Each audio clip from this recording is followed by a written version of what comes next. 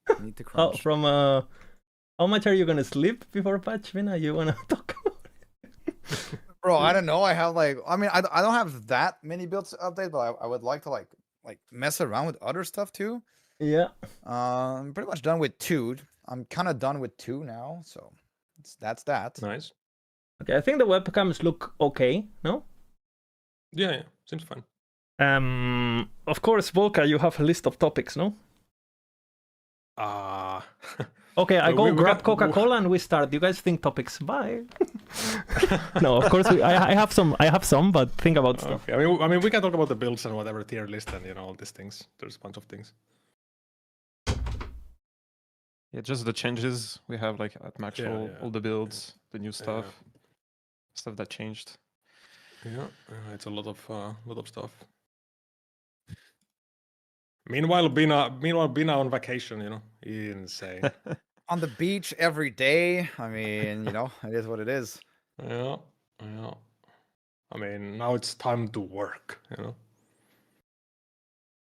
Yeah, well, I mean, it's good. It's good to be back too. It was nice being on vacation, but like I feel like I've been like, when did the patch notes drop? Like almost a week ago, right? Almost. On Friday actually. It's not even a week. Friday? It's like what, like 5 days, 4 days? It feels like, I don't know, 2 weeks or something. Yeah. But Well, now Yeah, I'm we, here. we so crunched so I'm hard that it feels like 2 weeks, yeah, but it's like barely any days. yeah. Dude, every single day I wake up and I'm like, fuck, the build I was gonna go for the start is dog shit. I need another one. Every Yeah. single day. Oh Yeah. my god. I don't even know what I'm gonna do. Yeah, I kind of had that with Flay. I completely like remade the Flay build like yesterday or today or something. Like whenever, like in the night basically. So because I realized you really can't like sustain the mana, so I was like, fuck.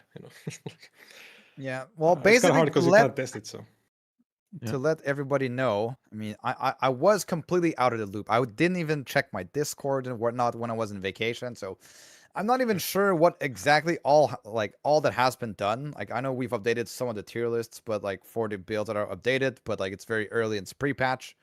But I'm not even sure which tier list we've done so far. yeah.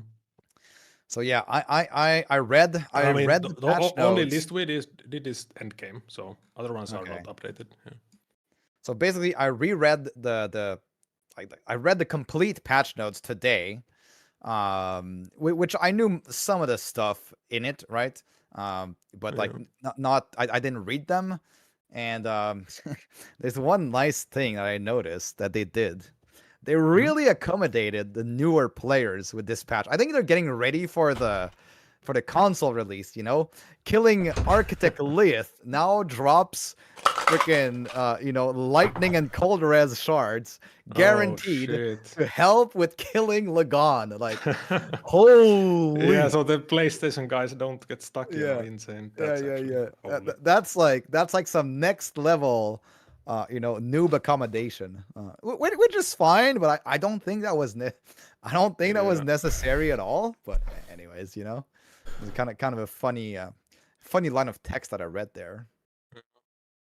Yeah, and you can still die, by the way, due to physical damage with the sharks. Like what is happening? Because like Liven, you can avoid a lot of the abilities, but the shark, they can just charge towards you and hit you like a truck if you don't have any physical res. Okay. I am here. Shall we start? I'll record and all that. Yeah. Everyone ready? Go for it. Yep. Chatters? I'll give a bit of an intro and stuff and then introduce yourself and all that shit, okay? Audio's good, everyone? Yeah? Yeah, testing. Hello. Yes, One, good. two. Seems good. Okay, perfect. And I'm gonna start recording in 3, 2, 1. Hello, everyone, and welcome to a delayed last Epoch podcast with the MAXROLL team. My fault.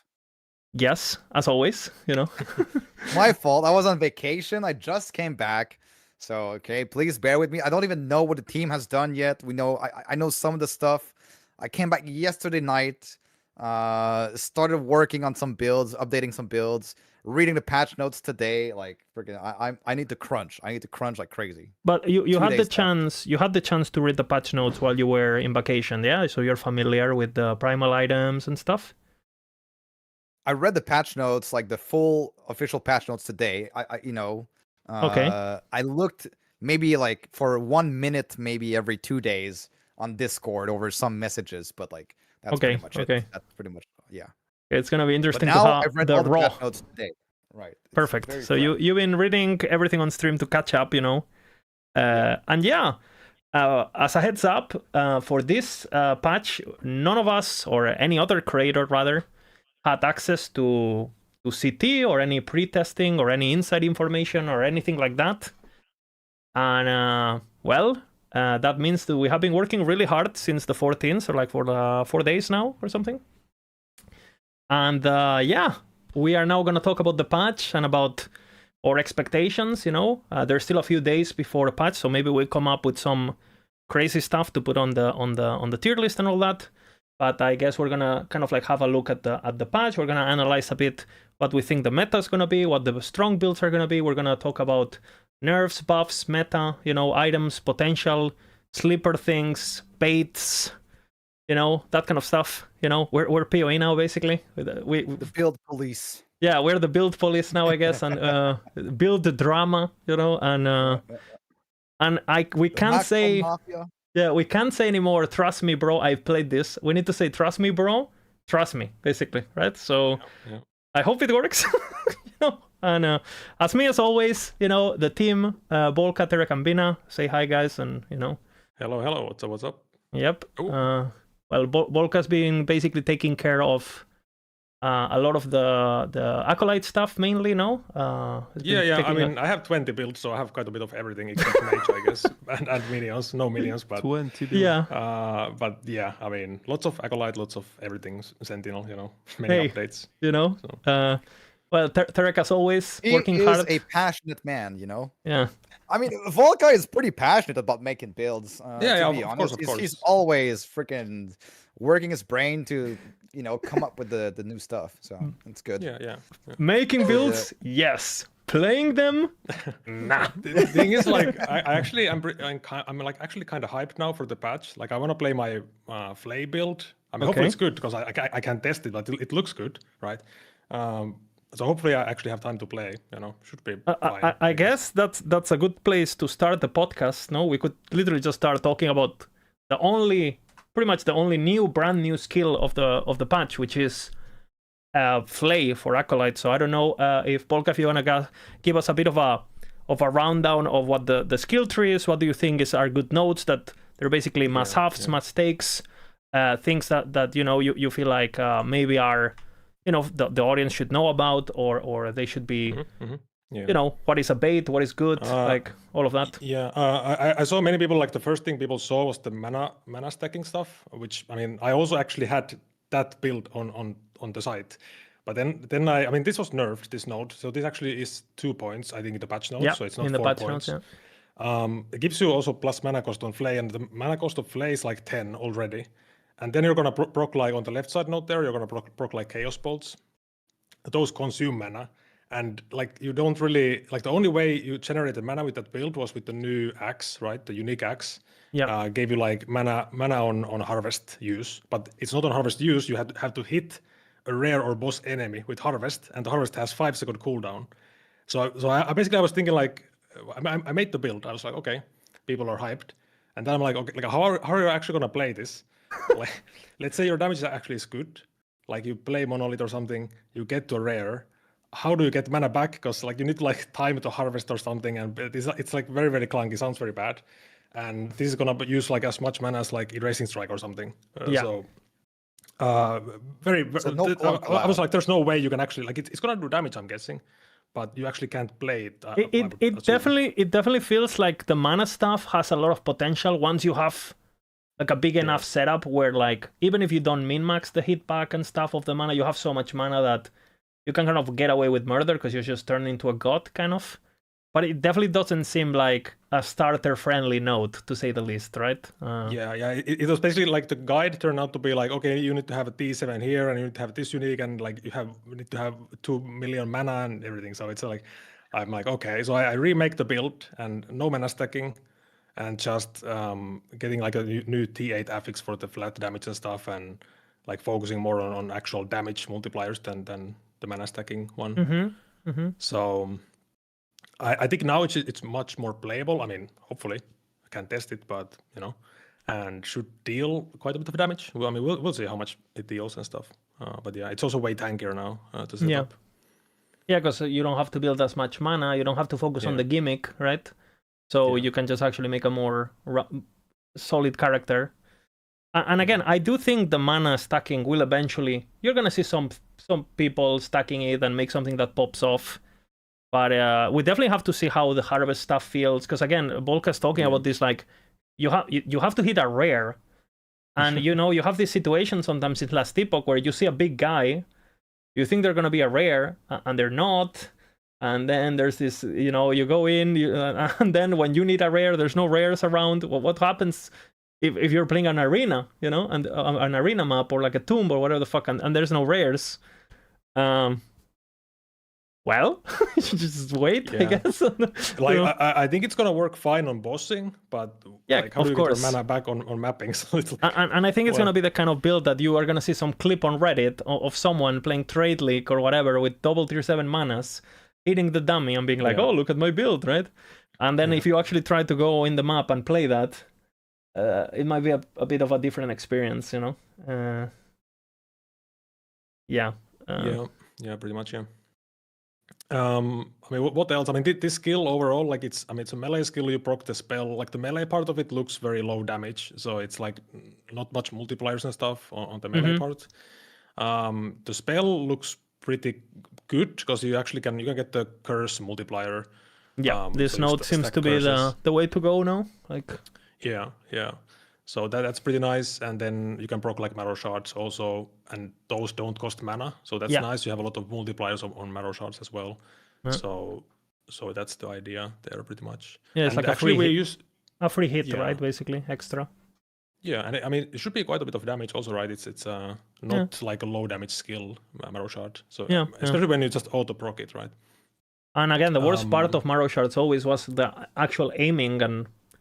Well, that's solved. It goes automatically. Also, there's some like tech with the marrow shard, like consuming minions and the new boots and skeletons. So you basically get the new boots. They like auto summon the skeleton for you. It's a pretty low chance, but hopefully it's reliable. And then you consume the minions with the marrow shards, and then you also get like mana when the skeletons die, and you get increased spell damage and stuff. So, and actually you can spec like skeleton resummon on the necro passive, so you get 80% resummon total. So like this should be like, hopefully this takes care of the mana, and that's what I'm hoping. Especially at least early game, you don't, so you can play without having to think too much about it. And it doesn't feel, because I feel like if you play an ability like Flay, that it basically the fantasy that it's trying to show is kind of like this very. Like, imagine if Lunge had no cooldown, is the Bife, right? Where you're just like fucking dashing in and boom, boom, boom, and shit procking everywhere.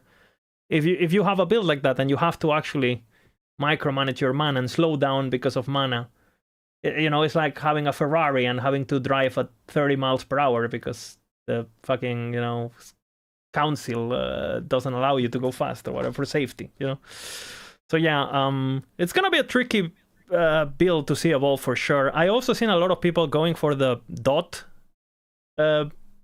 approach, and I have a lot of questions of why, basically, other than it's Flay, basically. I don't really see a reason to go dot unless there's something hiding somewhere. I mean, but because for the spellcaster, the reason to do Flay, it's obvious. It's the mana node, right? You actually get more damage if you do this. But if you're doing dots, are you gonna cast Chaos Bolts when you could just like cast Chaos Bolts yourself for free with the regular build? Like it seems a bit reverse engineering. That it's a bit cooked, but yeah. I don't know. We'll see. I think this like should be a fun skill, at least like looking at the stuff they showed and stuff like that. So hopefully it's good and we can enjoy it. Is we have it this- on A tier at the moment because I mean it looks like A tier, but we'll see. Is this the heart seeker of the patch, basically? Kind of everyone I mean, excited could be.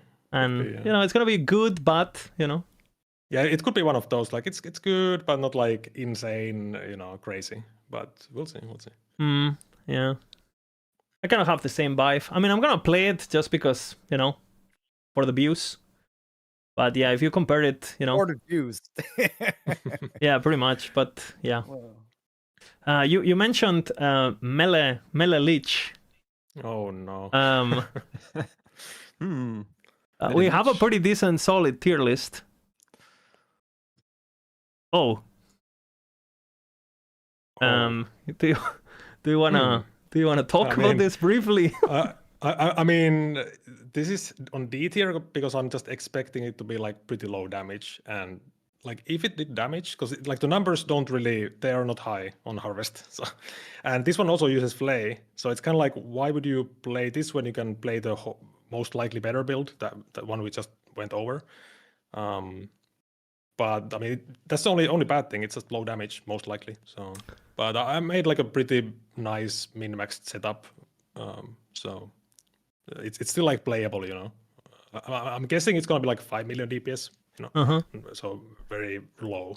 But Thing is also with this patch, like the power level of builds is going up like crazy. Feels like even 10 million DPS is bad now. Yeah. Like it's like you go like, oh, I have 10 million DPS. Okay, it's like some of the lowest things that we have. 10 DPS, 10 million DPS for us now is basically, it barely makes it into the list, pretty much. No. Yeah, I feel like if you don't have like 20, you're like you're falling off. Or you're like, if you're falling behind, I don't know. It's and it's not because it's bad. Like 15 million DPS feels good. Even at 1,000 corruption, Yeah, that's the funny thing. Like even like 10 million DPS build, it can do everything in the game, right? So yeah. Even Uber. So yeah, but again, the build that has 10 million DPS, it's gonna do a 10-minute Uber plus or whatever. Yeah, it's a slow Uber. Yeah, and yeah, of course, but it's like it's kind of crazy, like the power in the game right now. Like I don't know, kind of crazy. There's not much balance basically.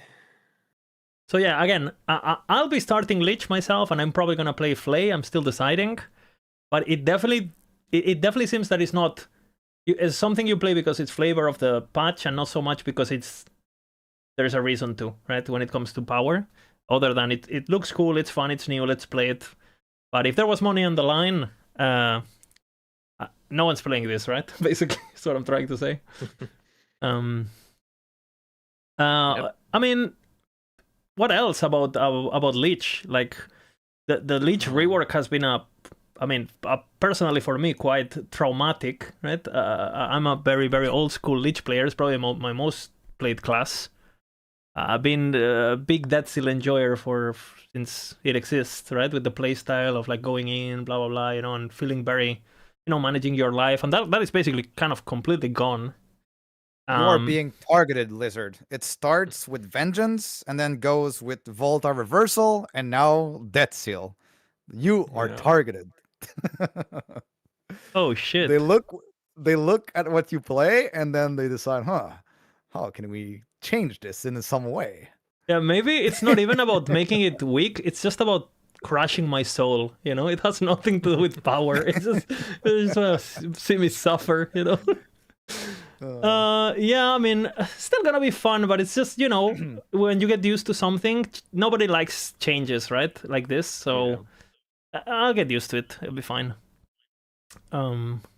I mean, Lich is gonna be tanky at least. Like if you build it nicely and you get the gear, and like there's so many like sources of like DR, and like the passives are pretty tanky. I guess you can use the new Death Seal. But it's crazy though how like they basically the Lich was already very tanky, right? Last patch, if you know what you were doing with Death Seal, Red Rings, stacking, armor stacking with intelligence, that stuff, right? And they just like giga, buffed the tankiness for whatever reason, and they turned Dead Seal into Flame Ward. Even though everyone complains, hey, every mage is Flame Ward, please don't make us do this. And I was like, well, if you don't have, Dead Seal on your bar, you're just gonna feel kind of like bad. I feel I mean, even if you just use it unspec'd, like it's exactly like the fact that it's like a rebuke, but you can move. Yeah, it's like, well, why are we adding another one of this? Like I don't know. It feels a bit backwards personally. And again, you're not gonna be squishy without it. But if you Dead Seal, you can literally face tank like any slam in the game, pretty much. Right? That is a hit. So yeah, I don't know, and I'm just worried about the damage of Lich personally. Like it wasn't a class that was famous for damage to begin with, and we lost the 66% damage of Dead Seal, and we are not really getting it back really. Some builds might be able to get some, like the Chaos Bolts build with Flay with the mana stacking, but this is not. This is gonna be a very particular build now. So, yeah, I think it's gonna be fun. It's gonna be fast. It's gonna be tanky. It's gonna be like you're gonna feel like you're a bruiser, right? It's gonna be cool, but maybe it's not the class to crash the game damage-wise, like day 1, day 2, right? Yeah, even for leveling, like back in the day, you would rely on Dead Seal. Dead Seal a lot. Yeah. Mm. No, I haven't really looked at it yet, but I feel like it's. The class is gone because Flay, you unlock it at like 30 points. 30 points, yeah. So you're gonna be like ZDPS before. Yeah. Yeah, I don't know. I guess you go Riblot, right? And then you get Riblot Tether thingy with spirits like always. Then you get Spirit Plague, and then at 35 you get Marrow Shards on top of Riblot and Hope. It's enough, right? Exactly, like it's gonna be enough, but it won't ever compete with like the class that have like giga leveling. Yeah, like, this never be like. And if you actually want to do damage, you're probably gonna be playing Infernal Shade, which is better on Necro anyway, right? So it's like I don't know. It's like we'll see. I'm a bit of a doomer when it comes. It's gonna be fun as fuck to play, but in terms of tier list and stuff,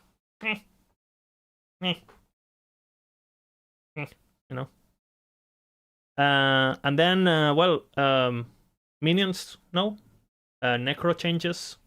What is your feeling? I know Bolka, you're very excited, of course. Yeah, I mean, I'm a huge minion enjoyer, right? Like insane. Well, I mean, it seems like Bear is gonna be very OP. Yeah. But, I mean, Bear is gonna be OP, I guess, and Abomination, but I mean, yeah, cool, No minion. I'm pretty happy for Beastmaster's minion. Changing them so that they I mean, maybe they overdid it a little bit with Bear, but like I think it's a good change. I think it's nice having more. These are practically new builds that weren't really played that much, right? I played them, but I guess we can talk about this minion overbuffing, this kind of stuff. Because historically, by the community, right, by most of the community, people have complained about minions and their power quite a lot, right? In general, people say minions are bad, but like actually, minions are are some of the most OP stuff, and they always have been. Yeah, exactly. I feel like because skeleton warriors have always historically been very weak, and I think they're still weak, right? People try that, and because that is weak, they just assume all minions are weak, when in reality, especially the Beastmaster minions, they were super overpowered before, but people weren't building them properly. They complained, they were already OP, and now that they buffed them, and some of them they overbuffed, now they're not gonna be OP, they're gonna be like, I think Earthquake Werebear is gonna make Timebrought look like a bad build, like the Javelin build, basically. We're talking that amount of damage, it's gonna be absolute crazy. I mean, we can talk also about, like, without even talking about specifics of like a particular minion, but just in general, like they got 10% more damage because of the minion power buff. It went from 45% more to 60. 15 more. 15 Yeah, more, but it goes more from damage. 44, Yeah, 45 Yeah, to to 60, but overall it's like a 10% yeah, it's 10 more. damage. Exactly. And then you have like the primordial that are like giga damage. And and on top of it, you buff the skill trees and everything in Primalist. And also the passive tree, like it is getting a bit too crazy. Aspect of the shark, you know. Holy. Oh my god. Now it's more damage. And also we have like a way to scale every single aspect now for the minions. Yeah. Like which is completely like insane, right? Yeah, I mean, I think it's gonna be an absolute. It's gonna be crazy. It's gonna be crazy, basically. And Beastmaster already has like a crazy good aspect of the boar, and then they add another less damage taken at the top of the tree as well. Yeah. And a +1 companion, and this. I mean, there's And there's +1, dude. I was looking, bro. Like again, I was kind of memeing about Acolyte about this. Like you go into the leech tree, right? And you have nodes like, all right, you know, this gives me. Okay, compare this node, yeah. It gives you 2 dexterity, 18% increased crit, 8%, sorry, and 4 ward on dodge, whatever the fuck that is for, you know? And then you go to Beastmaster, and on the same spot, right? On the same spot, let's obtain Raptor, whatever. On the same spot, you go to the passives, or on the same on the top of the tier, and you have this node, right? Which gives you shared with 5 points, right? 5 points investment. It's 15 shared crit reduction, 50 flat health, 50 minion health, 50% minion health, and a plus to all minion skills. And I'm getting 2 dexterity exactly. Like what? Like, huh? Like, it's like it's gonna be a big Beastmaster patch. I think. Like, I think like a lot of people are gonna cook on many of these minion builds. For sure. And by the way, you wanna get intelligence? Yeah. Get fucked. -5 elemental rest. Yeah, no? that one is like Like, what huh? is that, man? Like what? Where is the negative here? Huh? And the funny thing is, like, it doesn't even matter that much, but it's just like annoying. Like it's like it's made to like annoy you. That no, like what is it? Yeah, I don't know. I feel like again, Beastmaster. Yeah, it's just annoying, right? It's like why? Yeah. Like, it's like, yeah, why are you pinching me? You know, it's not good.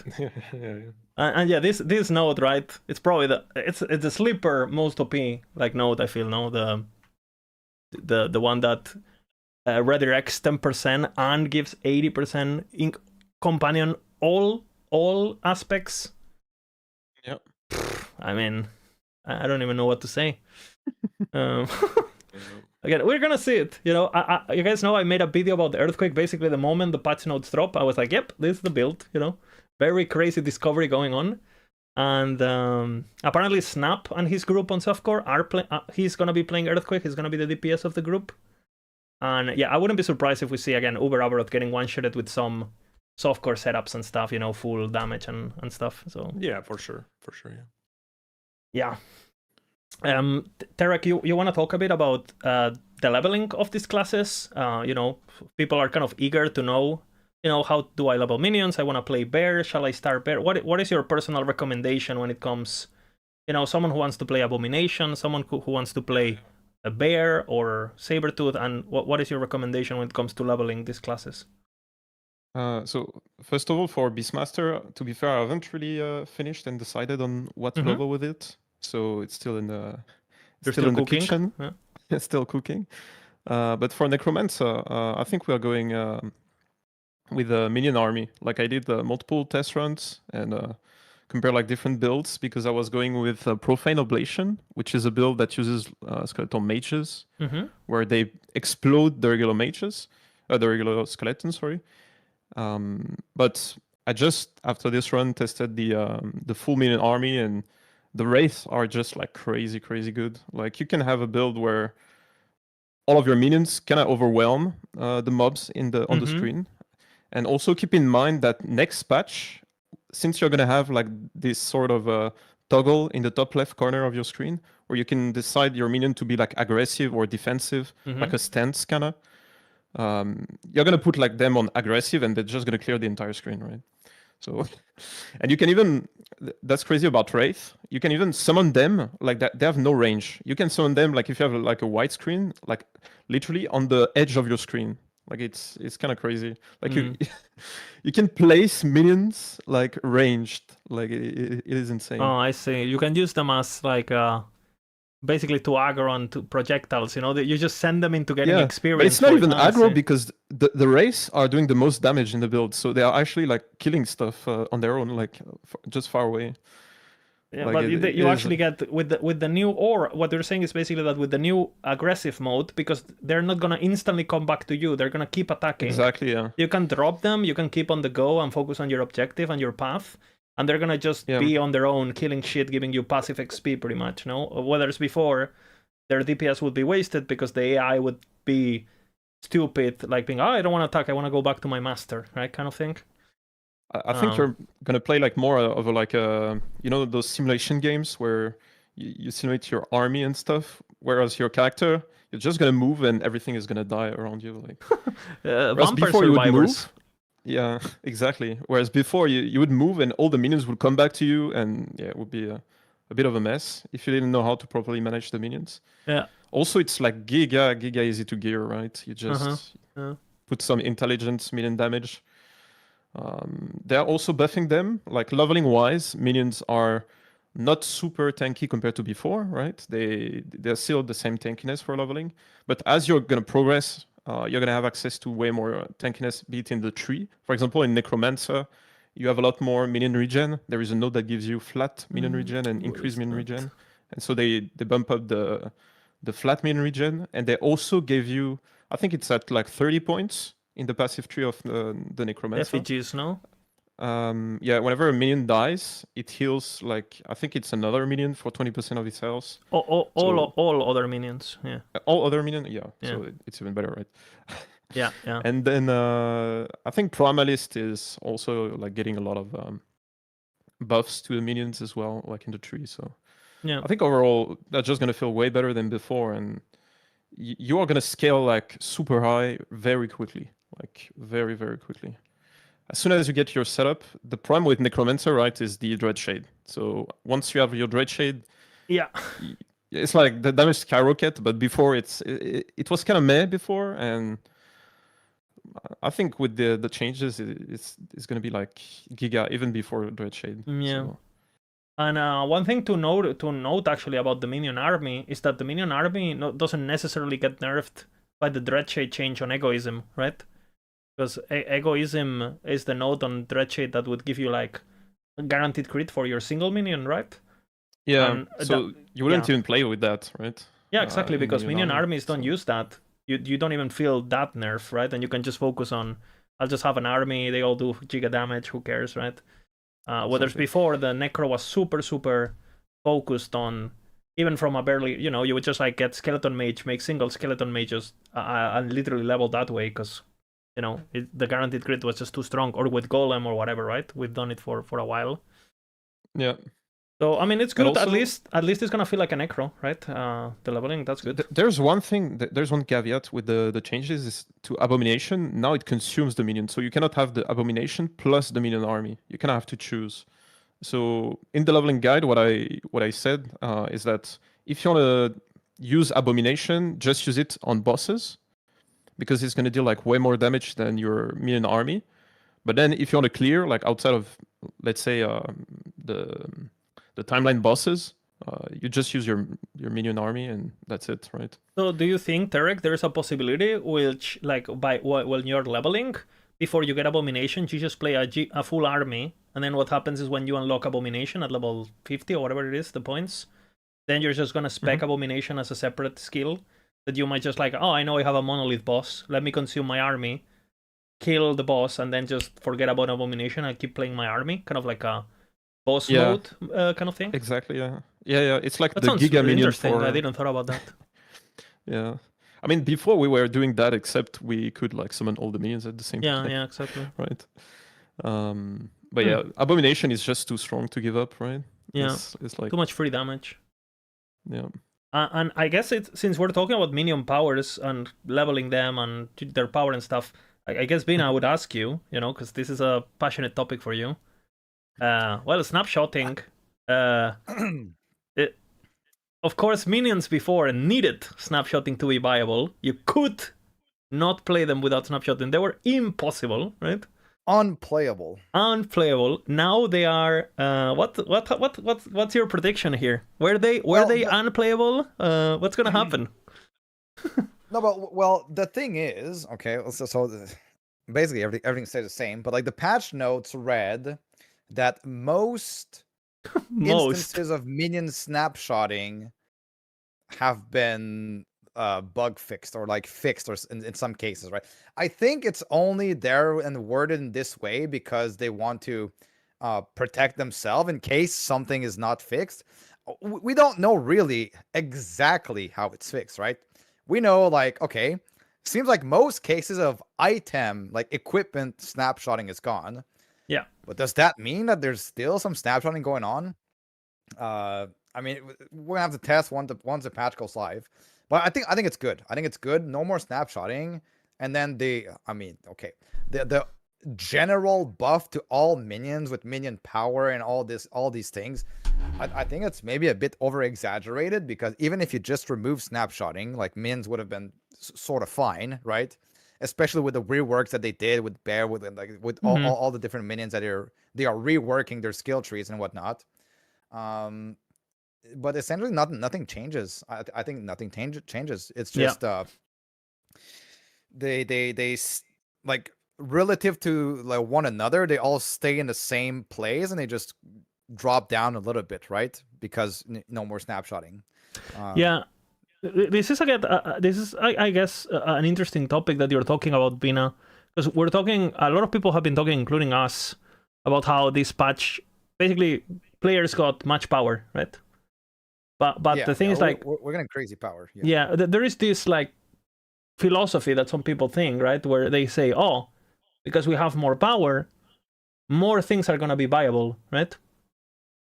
But you gotta realize that if everything is getting power, let's just say everything is getting 100% more power, right? Well, if you had a build that was like a 5 power, now it's a 10. But if you had a build that was 100, now it's a 200. So the difference in power actually increased instead of decreased. It's gonna be the same thing. It's like it's not good. Okay, maybe more things are going to be viable to play for fun. I guess. But you know, are you gonna play the build that, you know, are you gonna grab the Lamborghini or are you gonna grab the Toyota Corolla? You know, like it's you know, it gets you the point from point A to point B. But you're not, you know, you're not gonna race anyone with that. You're not gonna blast with that. You know, you know what I mean? It's like, it's like, it's okay. It's an okay ride. You can drive it, but you know, it won't get you any excitement or like, I don't know. I feel like the game is getting faster and faster, and then you're killing bosses, like you're one-shotting everything, and the good builds are just gonna be better. And the thing is, another thing about this is that, keep this in mind, the builds that have more power, you know, like 10% of like 50 million is way more like is way more like actual raw damage than like 10% of 10 million, right? One is getting 1 million and the other one is getting 5 million. So you're getting like the small buff if it's giving you half the power, half the actual DPS of like the worst build. So it's the rich getting richer, and it's the same thing. The rich get richer, bro. Like gotta burn, you know, eat the rich, bro. Like I mean, it's gonna be pretty. I and again, if you are someone who doesn't care about the meta, you just want to play solo, you don't care about the economy, you don't care about being efficient, you're playing for chill, your aspirations are just to have fun, and that's it. You know, Last Epoch is still really good at this.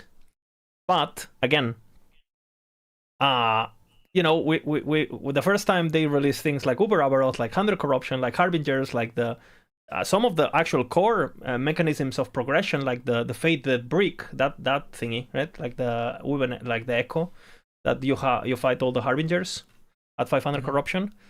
There's gonna be builds that literally just sit there, they just one shot all of it. And then there's gonna be builds that have like a fucking gladiator course of 20 minutes of like dodging and fighting and getting one-shotted over and over to get their Weaver tree passives, right? So, I mean, yeah, this patch probably gonna be. I think we can all agree it's gonna be the most unbalanced patch in the history of Last Epoch. What do you guys think? Even more than 1.0, you think? Like with the torment, whatever. I think so. I think so. word. I think so. Yeah. I mean, on damage maybe, yeah. On I guess damage, it makes yes. sense. Yeah. Because we also Probably not on didn't have defense, we no. didn't have the tools that we had back then. Like we didn't mean, have imprints. You know, we didn't have this. Like we have a lot of power. You know. But you know what I noticed, Lizard, is that the way they balance this game is that they give us like a lot of power creep each patch, and they buff the Yeah. mobs every time, and they We- create new content that is harder and harder. And They're never it's- gonna like bring down the power. Exactly, and that's the thing. That going back to the original question we were talking with Bina, because I don't know, like I people were saying last patch, oh, the patch is so easy, blah blah blah, right? Yeah, I mean you followed Paladin MAXROLL build leveling, you know. Of course it was easy, but I'm telling you, if you go into the next patch, I guarantee you these fucking beasts. You know, if you're playing a weak build, you're gonna go into Monolith, you're gonna empower a build 2 times, and it's gonna fucking one-shot you. Mark my words, you know. Because that's how it always this thing. Look at you find a possessed enemy in the campaign, and he's harder than the act boss, brother. You know, like literally. Don't like, listen to Lizard. Lizard every patch says, guys, is it me or the campaign just got way harder? And I'm right. I'm correct. What if Lizard got worse? Oh no. shit! Oh, I watched shit. the accusation. Guys, this enemy just one-shotted me. What? This never happened before. I don't know what you guys are talking about. I don't know. Oh no. But let's Derek, what do you think? You, as a professional speedrunner, gamer, god, is the campaign harder, think- yay or nay? The side the side stuff that you do in the campaign is getting harder and harder, yeah. And also they introduced the champion, which are completely busted. Like there are very few builds that can like kill them giga early. So I don't know why they like the way they balance the new content every time they implement it in the campaign. I'm talking about the early like area levels. It's always giga busted. Like you spend 20 minutes killing one mob for like what 3 shards. it's like what the fuck am I doing?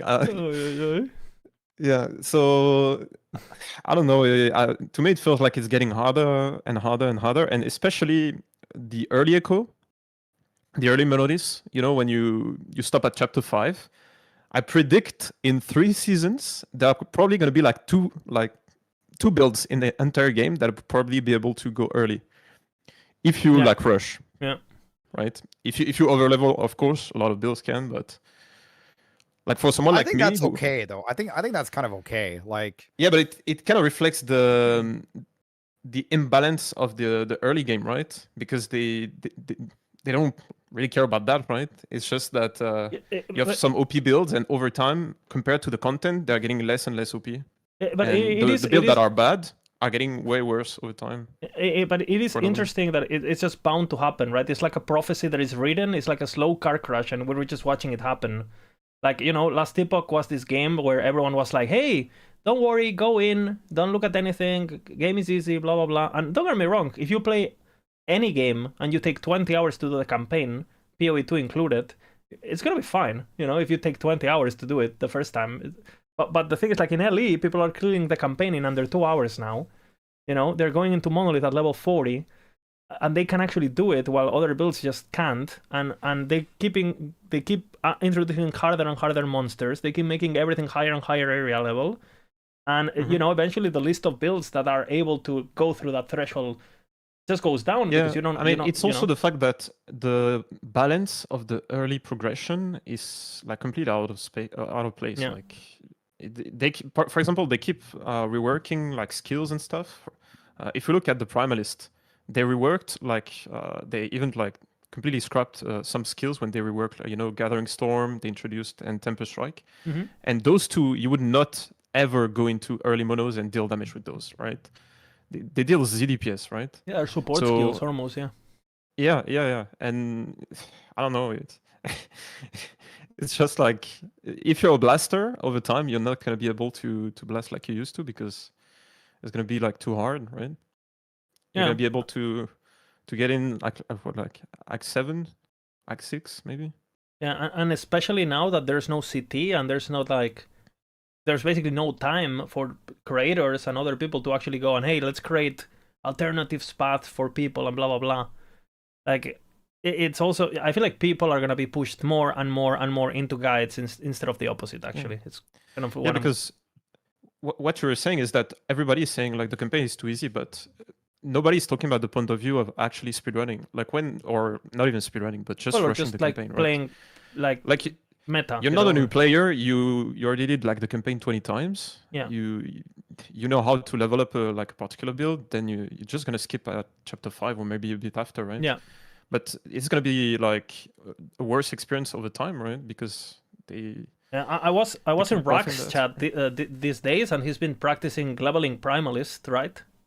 Yeah. And his first build, he basically went from one planner that you sent him, and he didn't really, he did the classic big streamer thing where you send him the planner, but they don't really look at it, right? They're kind of like following it, and let's just say he got fucked, okay.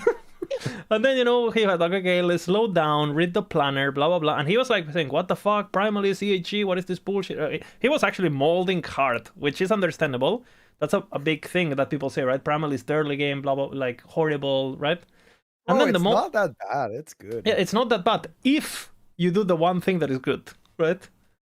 And if you're a new player and you don't choose to be like a shaman that does the storm totem and that picks the blizzard no and that buffs it with this and that, if you don't do these things, or you do crows, those are basically, the experience is, especially if you're used to, your first character was like a blade dancer, right? And you just did puncture for the entire campaign, it's gonna be quite a shock for sure. Yeah. So yeah, and now today, after a couple of days of practicing, he just did like a 2-hour run, on his Primalist, like following the Storm Totem thing. So that is basically what we're talking about here, like, yeah, I think it's gonna be pretty frustrating for some people going in too early with some skills, and again, I think we were talking about Flay early. It's gonna be like that, right? Yeah. People are gonna go into Flay. They're gonna put the mana minions, and they're gonna like. They're gonna be like, what? Yeah, I can't wait to see people do like harvest leveling or something, like, oh, I'm gonna play harvest or flay. And, dude, I don't want to worry you. I don't want to warn you guys too much, but Woody Joe made a harvest leveling build, and I think he's starving harvest. So that's gonna be absolute cinema, Yeah. Because I can already see it like, I'm gonna play harvest and then I go flay when I unlock it, and it's gonna be great, and dual wielding, I'm gonna chica chat gaming, and then it's just like, okay, never mind, I don't have any damage and I'm dying, and you're gonna go in with Monolith with harvest. You're gonna hit a champion with triple possess mods or whatever the fuck, and you're gonna feel that you are playing minions and you are the minion, and you're gonna be looking for your summoner, like, where is it? Like, it's. Yeah, no comments, I guess. We'll see. Maybe we're completely wrong and clueless. We'll see. Okay. I guess shall we I think this is pretty much the new things. Like, we know the Primalist Beastmaster is really good. We know Acolyte leveling early army should be much better with these new nodes.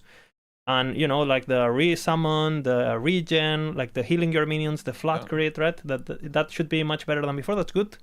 We know Beastmaster is gonna pop the fuck off with the main minions basically late game, especially if you abuse aspect of the shark. And we know that Flay is gonna be very fun, but kind of sus and kind of baity, But one thing that I think is I would say that the thing that we as content creators can control less, because they're the most kind of like wild cards of the patch, it's probably the items, no? I don't know if you guys want to talk about. We should probably talk a bit about items. I don't know what's the vibe here. Just before we go in depth in the items and talk about like the good one, the bad ones, I feel like there are certain items, like just reading them, you don't really know exactly how they're gonna work, right? They could be bait or they could be giga. I think that's the main thing for me. Like, for example, the amulet that gives you giga crit Is it gonna care about Good. like the crit from the skills or like conditional crit, like Shadow Dagger, for example, or is it just like the global crit chance, or like, you know? Yeah, and this is the problem. We see this, right? If there was a CT that was open, I'm not saying it should come back. I'm just saying you would be able to go in, test that it works. If it doesn't work, you could report it to AG. Hey, this is not working, and you would be able to kind of sell it, right, for like viewers and stuff. But now I feel like because of possible bugs or things not working and stuff, you're gonna create this ecosystem similar to PoE, especially where if you go into something that is untested, you need to be mentally ready of, I might equip this item and it might straight up not work, right? And that's also kind of like it's kind of risky, especially if you want to play MG, if you want to make money fast, if you have aspirations of racing, or if you're playing, I don't know, solo and want to break your character and have to start again, right, or whatever. So yeah, I think you just played a safe option. yeah, right? as a first character, tried and tested and good build. Basically. Well, at least you have a plan B, right? Like a quick, like yeah. I think that's what they do on PoE, right? Yeah, of course. Yeah. Like most of the people, I mean, there are certain people that when they try new stuff, they say it might be bait. Please be advised that if you follow my build, it could break, right? But I think one thing EG did good this patch is a lot of the primordials are quite interesting. I feel, and they enable you to think a bit more, not outside the box, but like it's not like Tarek said, it's not super obvious. Like, what are you gonna do with this? There's like many options, right? We can think of the spear that increased like that. I mean, the spear that you made a video on, Liz, which increases per like the magic items that you have, but it also works with exalted and whatnot. That's another topic. But or there's a body armor, and there's also a relic that increases the effect of some of your idols. That can be, maybe Giga on some builds, but you need to kind of like think about what are you going to be using these idols for, and like, what is this going to give you? Like a lot of these items have mechanics around them that makes you go and look through what is already in the game, and how can you, kind of like they act as a catalyst to basically make your build Giga, right? So yeah, I think they made a really good job on that. A lot of them are not super obvious, so you'll have to think. And thinking in a video game is, in an ARPG where you're making build is quite nice. At least, for us, I guess. Yeah, I think that's quite a bit of like variety to the building. Like, especially you can only have one of them, right? So, and then there's the T8 affix as well. So sometimes it's like, okay, you have this primordial already on the planner, and then actually you look at the T8 affix and you're like, holy, this is way better than the primordial unique. So it's actually, I quite like them for sure. They're nice to have. And yeah, like you said, the items are like well made, most of them. I like that you can target farm them. It's so good. Yeah, that is also something to take into account when you're making a guide, right? The fact that now you have a slot that you can use this new resource straight into that thing that you're normally, the fact that you can save a slot where, all my bones are getting into that slot. So now I can use my prophecies on something else. And, I'm kind of like going to ignore my helmet until I have enough bones to buy my frog helmet or whatever the fuck, right? So from a progression point of view, it's really good because you can plan between different sources of like acquisition of gear, and then have like not spend basically your favor on every piece of gear. Like you have this piece of gear that comes from dungeon, this piece of gear that comes from the new mechanic like the Rift Beast. This one is like COF. This one is like, I don't know, use your Rune of Ascendance on it because it's really easy to get. And it should be also, now when talking about baiting and progression and these things on these items, most of them are purchase, but some are not, right? Oh, true. Yeah. And for example, I've seen a lot of hype around the bleed gloves. I think everyone likes those gloves. They look absolutely... I think those are just going to be popular because bleed pops, chaining and shit. It's going to be amazing, right? But how rare are they? Who knows? Is it a 10% drop chance from a beast that is 7 out of 7 and it has like at least 3 bleed modifiers, otherwise it can't even drop? Because if that's the case, I don't know. Like maybe you just merchant skills it, or you know what I'm saying? Like I don't know. It's gonna be very interesting to see how this develops from just like a player standpoint, no? To see where do these fit. Are these meant to be pretty normal Aberoth? Are you meant to be able to buy them post? Is this something that is supposed to empower you towards Uber Aberoth, right? Where in the progression are these items fitting? Should we expect these items before Red Rings? After Red Rings? Like, what are we talking about here? So that's my biggest question, actually.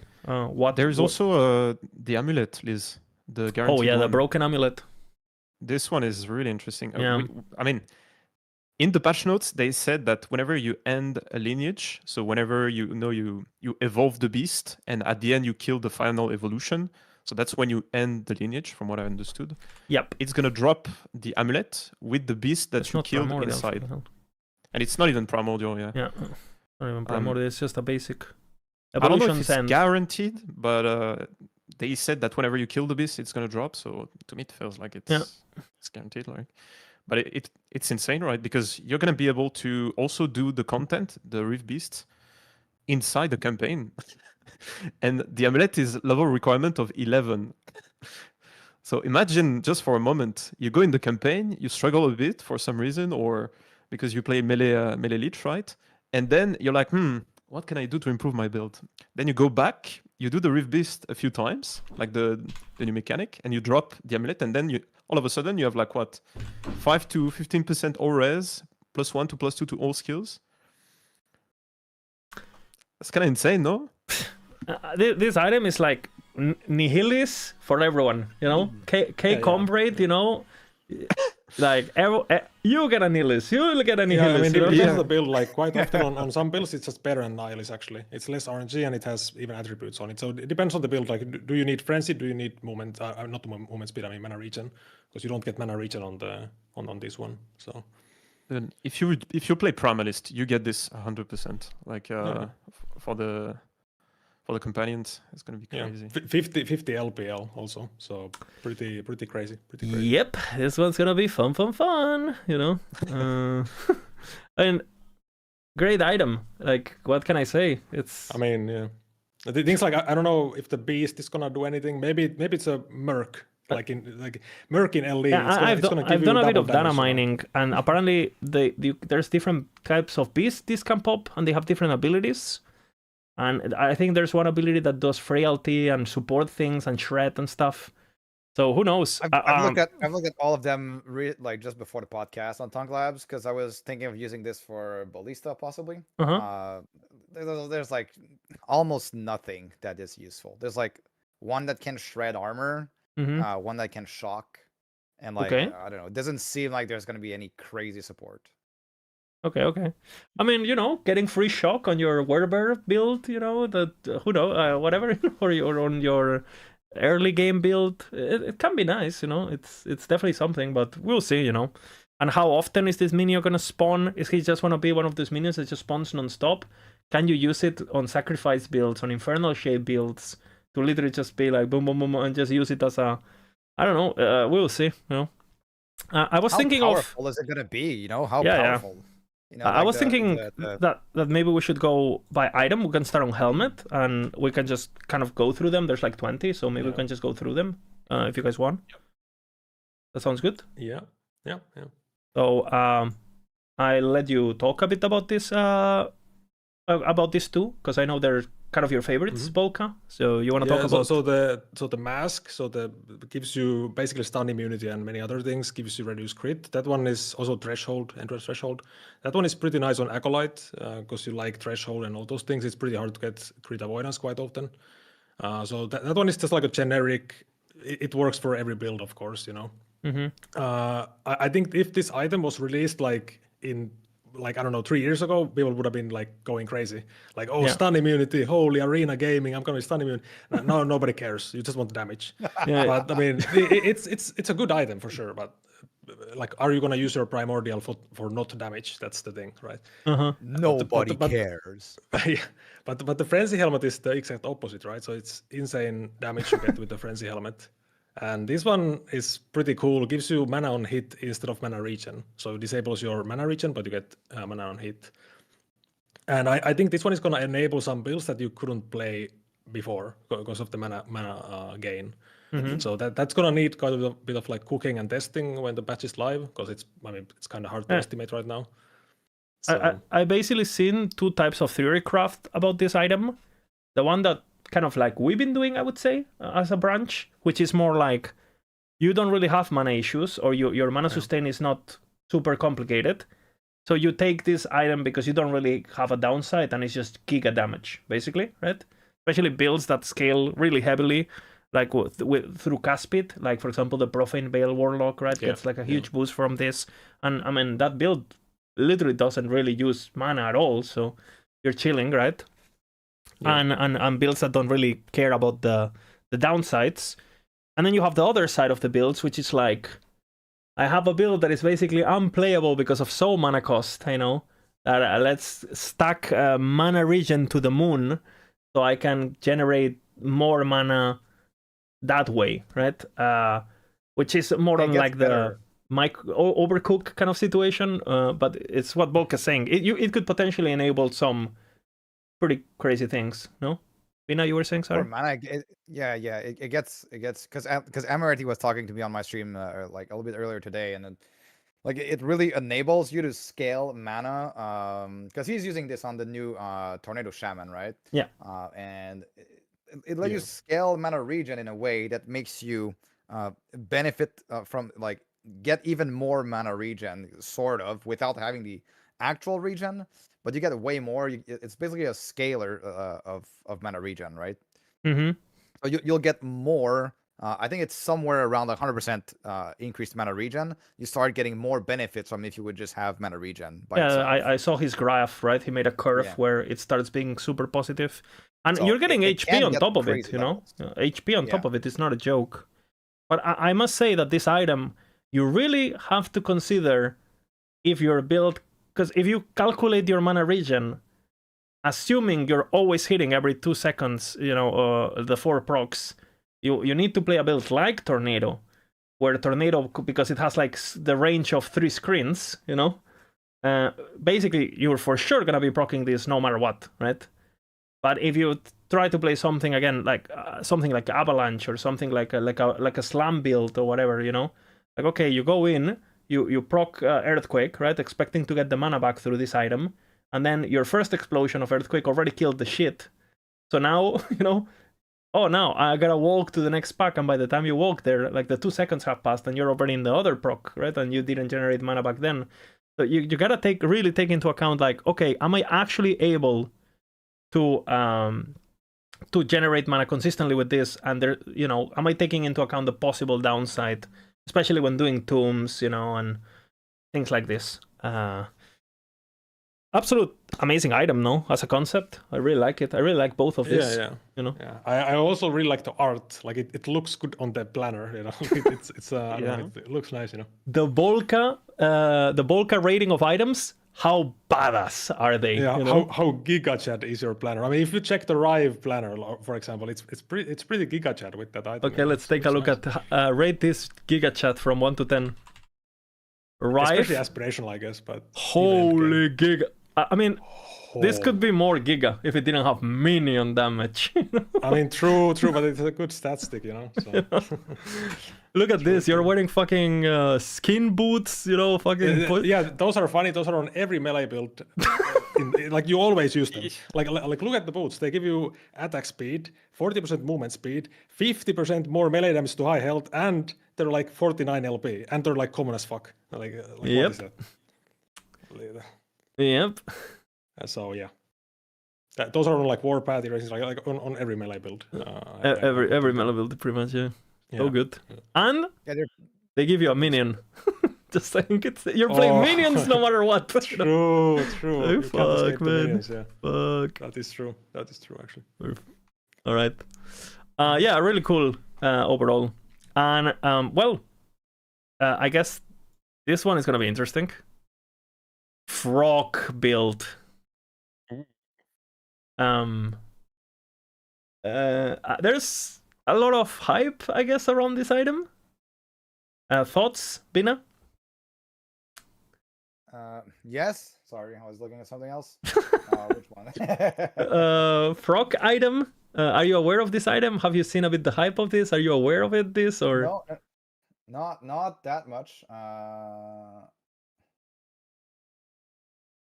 No, what are people so excited about? Basically, there is this like item that summons frog up to your one less than your total companion limit, right? And also, Bina, they're saying that your microphone is like far away or something. So okay, go talk to Is your it better? microphone. Yes, thank you. And basically, because they are not companions, right? So they don't get aspects, they don't have a skill tree, all that. But they do get damage multiplier for area for minions, which is a new modifier on amulet and gloves.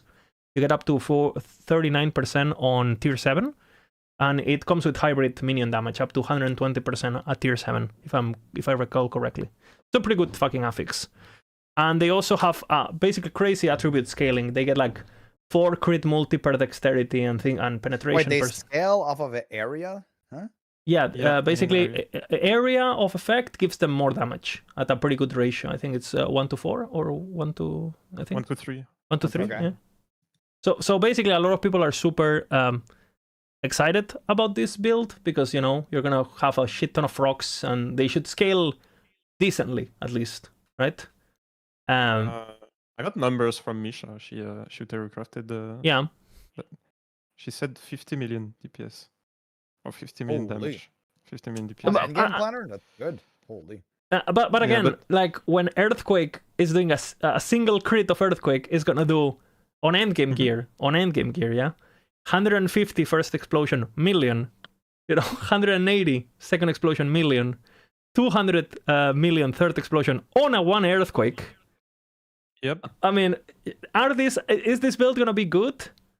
Yes. They have 0 HP scaling, right? Pretty much, they get HP per level, and that's it, right? I think it's gonna be the kind of build that you just play for the fantasy. At 300 corruption is gonna be pretty cozy, maybe 500-ish. And the moment you jump into a boss that does an AOE attack, they're gonna all die, and then they're gonna respawn, and then they're gonna get hit again. And yeah, I think it's gonna be fun, but I think it's people are overhyping this one, especially compared to what a real companion and a real minion can do. But it's fun. It's good to have variety. But at right? least it's not like dog shit, right? No, it's not. It's not dog shit. No, it's not dog shit. Like how would you rate it, like in terms of tier? I would say it's like gonna be like squirrels, basically. So it's gonna feel like that. Okay. Yeah. I think it's gonna be less. They're gonna have less attack speed because they don't really have attack speed scaling, right? You can build attack speed, but you're not really, because again they don't get aspect of the shark and blah blah blah blah blah, right? So I think they're basically gonna hit harder, but they're gonna hit slower. It's gonna be like, imagine if like, how like when you play wolves and you go squirrels, you have more of them, but they're like, they don't hit as hard, but they hit faster, like they're like on crack. This is gonna be the opposite. This is gonna be like these guys are gonna be on like one of these I don't know, like on Valium or something, they're gonna be like blom, puh, blom, puh, blom, blom, blom, puh. They're gonna be more like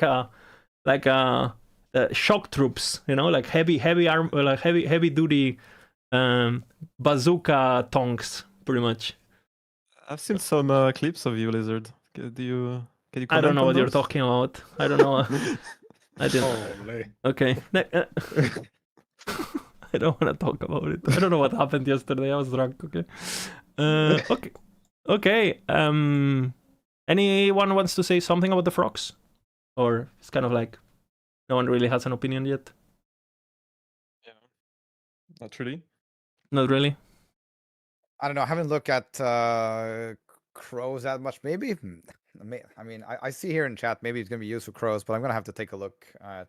Use it for the plus companion, but not for the. Yeah, plus the companions. But then again, you got Arthur's Legacy, and I don't know.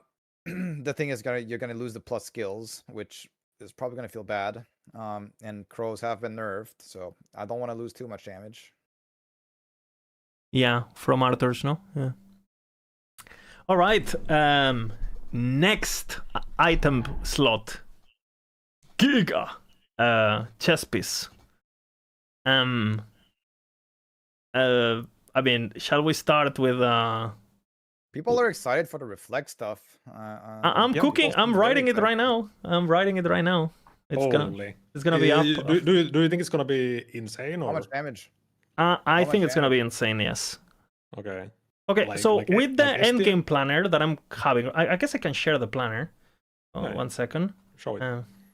Because damage reflected is not like mitigated by area level. Yeah, of that's kind of like the point.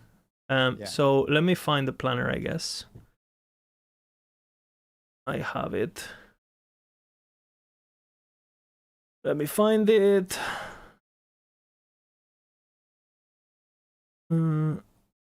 Reflex Shaman. Okay, so with the planner that I'm showing on screen, so you know, one like you know, 1 tier 7 red rings, the classic kind of vibe, but you know, actually it's slightly different. I have to save stuff. We're gonna be using. You're gonna get a lot of ward and stuff. So with this, and with the idols and stuff, right? So with like a single tier 7 of damage, which is basically attunement, you should be able to do with this build, as long as you're spamming the Spriggan Form Thorn Shield, you're gonna be able to do like around 300,000 base reflect, right? And remember, that's if you get hit, right? Which means with this chess piece, which you do 400% more damage and you hit twice, you should be able to be doing 2 million true damage DPS, because it ignores area level. So you're gonna be ticking every half a second. You're not gonna be ticking because you're actually not gonna see damage numbers. But Aberoth is gonna lose 1 million HP per half a second, basically, with this build, with this planner. It's like 2 to 3 minutes Uber Aberoth, basically. Yes. I think you're with this starting gear. I think you're gonna be able to basically standing still, and you probably have to get rid of the actual big explosion, but everything else you're gonna be chilling, because again you're casting a Terra's Blessing and all this bullshit, right? You're gonna be tanky as fuck. My suspicion is like you're gonna go into 1k corruption. You're gonna look at a boss for like 3 seconds, and he's gonna be dead, pretty much. Yeah, the more I like thought about it, like was listening to you, like it's like more and more stupid it is. It seems like in a good way, but you know, like it's like kind of crazy. Yes. It's kind of crazy. Dude, you have and again, cleanse. you're gonna have perma cleanse because Terra's thingy. You're gonna have perma healing. You're gonna have perma dodge and perma armor because of Maelstrom. If you actually stand still with these Maelstorms, I calculated my 4,700 life build gets 5,200 endurance threshold. So how does Reflect kill lizards? Because you don't have to. You have this new chest like that. Doesn't work on lizards. So it's gonna be interesting how to kill lizards. I mean, you have Maelstorms going on, and you're gonna have a lot of them. And Thorn Shield itself does damage to kill the lizards. Because keep in mind that lizards have like a layer of damage reduction that fades over time. So you can actually kill lizards basically with auto attacks if they're lived for long enough. So keep that in mind. And this build is gonna be stupid. And I've seen a lot of people kind of think about this, like going very, very, very hard into the physical resistance stacking because of this note. The 17 damage reflected to attackers per 10% physical resistance. But you actually have so much fucking reflect damage from the shield and from the Thorn Shield that is not worth it at all. Like, you have already thousands and thousands of reflect. So, you just go full attunement, basically. And, a lot of your, you have 200 attunement, right? So, with your Maelstorms, which scales from attunement, and they're going to have 800% increased damage to begin with. And your binds are gonna hit hard, and you also have your companions giving you support. And yeah, this is gonna be a true one bottom build, pretty much. Yeah, I expect this to be pretty stupid. That's why I'm doing it, obviously. If I thought it was bad, I wouldn't be writing it. But yeah, yeah, this one is gonna be definitely build of builds. Build of builds.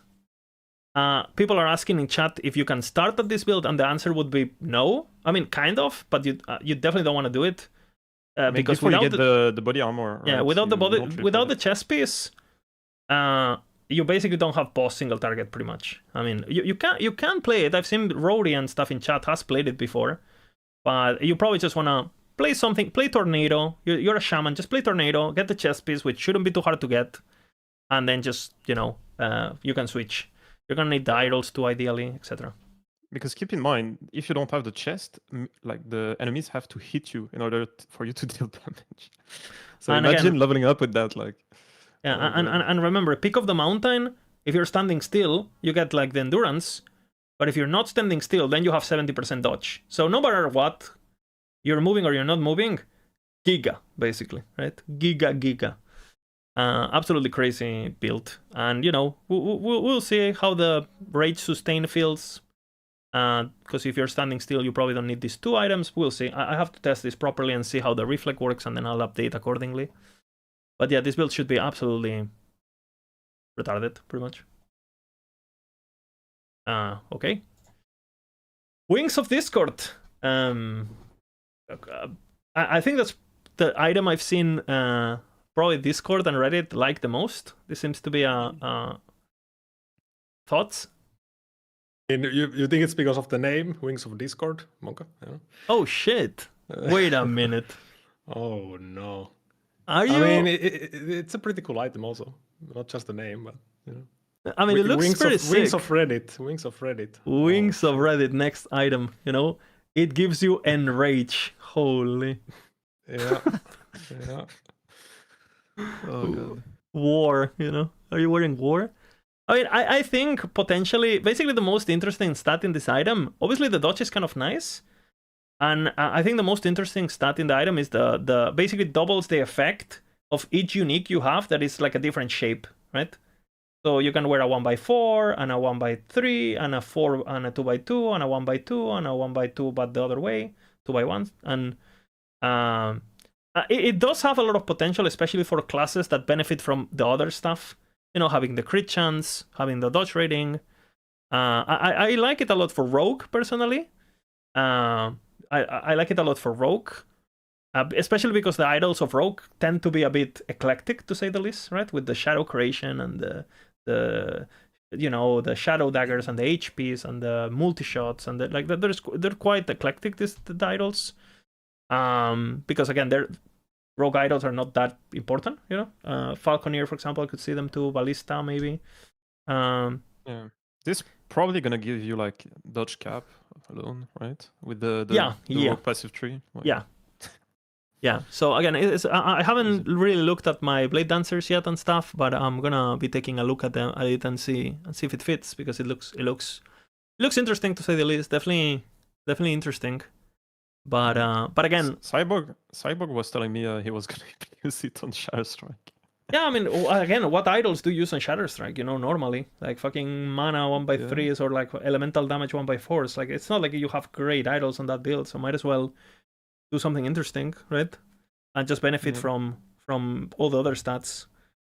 But again, I haven't used it yet on one of my builds, just because there was a clearly superior option.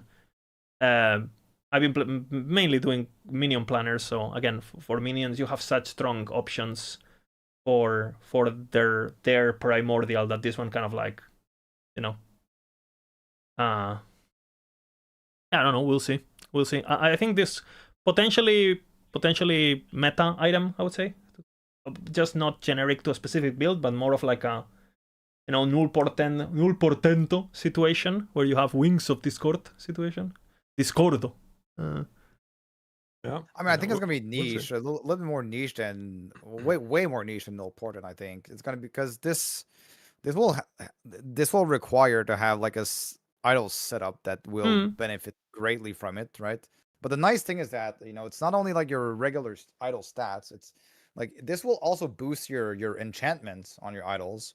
Yeah. And they've buffed enchantments this patch. We don't know exactly how much, but apparently we're getting better enchants and the ability to craft idols. So we should be getting way better idols. So maybe. Yeah, I could see builds that can get the enchant they want on different shapes. So they're actually not trying to buff that much the core idol, but the enchant itself, right? Yeah. And get crazy that way. Yeah, that's interesting. Very, very cool. They're saying in chat that, for example, this is one of those items that requires you to think. Like you can't just this is very obvious. Use this with this. Boom. And like this is an item that is not. EAG didn't make the build for you. You're gonna have to take this item and then make your build, which is I think really great for like theory crafting and build making and whatnot. Yeah. Like thinking a little bit. Yeah. It looks cool, no? I would say on the Volca scale, this item kind of giga, no? Yeah, that one actually. Yeah, you are correct. You are correct. Actually, many of these items have pretty good art. So. Oh shit! Well, they're primordial, right? You can only look cool with one item. So choose wisely. True. And then you can be a chicken. Other thoughts are bad. You can be a chicken also. Okay, Architects of Astral Blood. Actually, another kind of giga, no? Item. I think it's interesting. Thoughts? Yeah. I think it's gonna be like a easy plaster item to like. Okay, I need some survivability. Boom! I just equip this and you have some. Yeah. Like it's. I don't know if it's that easy because of the ward limit. You still need to build HP to actually get some nice ward. Depends on the build, of course, I really like it on Necro, basically, because on Necro, a lot of the times you don't have a lot of ward, like sustain, right? But you do have access to a lot of fucking HP on Necro, because you stack Vitality, you have HP idols, and, how do you sustain ward on a Necro normally? Well, you're either spamming zombies, or what the fuck do you do, So I think this, to me, just sounds really good for that. Like, on something like, again, you're playing raids or something like that where there's not a clear primordial that you could use and you're going low life anyway, might as well just wear it. It definitely seems it will definitely allow you to, hey, I want to be low life with some builds with a single item, boom, for sure. And again, the maximum health thingy, I mean, if you have 5k health, are you going past 15k ward anyway? I mean, then it's fine. But let's say you want to use it on something like a 2k HP. No, hell no. Like, you're like, I'm just gonna use this item. It's not. Oh, hell no. Right? So, hell no. But yeah, Rogue can get quite a bit of HP too, and maybe you go for this and on something like a low life Blade Dancer, stuff like that. Because again, what chest piece on Rogue is. I don't know. It looks good for sure. Yeah.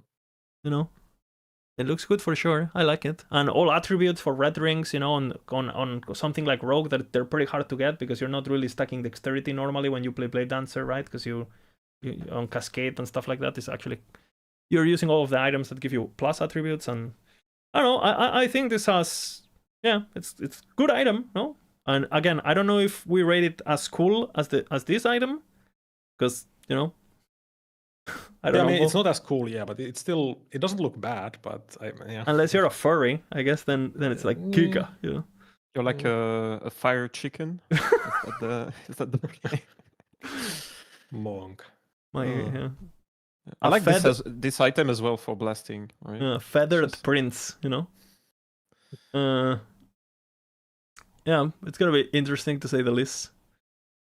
Want to say something else about chess piece maybe before we move, or not really? Yeah, we can move. Yep. Are you, Bina? Are you in a rush? I mean, Bina has to crunch 10 million builds. I'm going slow in purpose just to see him lose his mind tonight. I have so many builds to cook. Holy. All right. Well, offhands. Thoughts? I mean, the shield is I actually forgot the shield is there. Like, it seems very meme.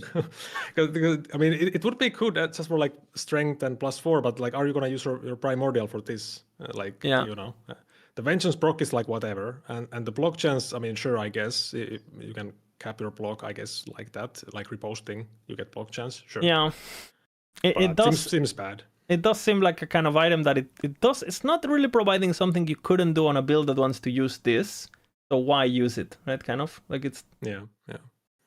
I don't know. I was thinking about using it for progression on Judgment, but what other like primordial would you use on Judgment? I mean, things like, I mean, you can just use the normal shield for damage. you know, The conversion item is right- fucking broken on Judgment. We'll get there, I Yeah, guess. use the amulet, on endgame, yeah. But like, I guess you can get early game, you can get the Riot's Light, the fire shield. That's pretty nice for just damage early game. But I mean, this would be okay if you happen to. But like, are you gonna get this early? Like, just because, I mean, you have to buy it, right? So Yeah. yeah, I don't know.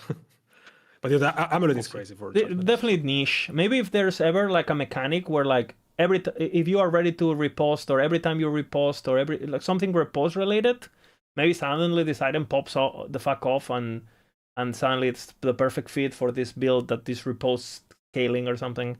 But yeah, it does look kind of niche, at the moment. Kind of niche. Yeah, definitely. Yeah. And it's a shield, so again, it's giving you, it's like for minions, but you can't really get minion damage on your suffix. So also it's like, you're losing a lot. So, and then Bones of the Ancestral Pack Catalyst, which is That looks basically kind of interesting. Yeah, this one definitely has potential, but it's gonna be like the first time I read that item, I think I was like, okay, so you gain a stack of ancestral pack. When you gain a stack, you gain ward equal to your endurance threshold, right? A certain percentage. Well, I mean, some builds get a lot of endurance threshold. And so, if you get that per every second, maybe you get, I don't know, 4K ward per second, 5K ward.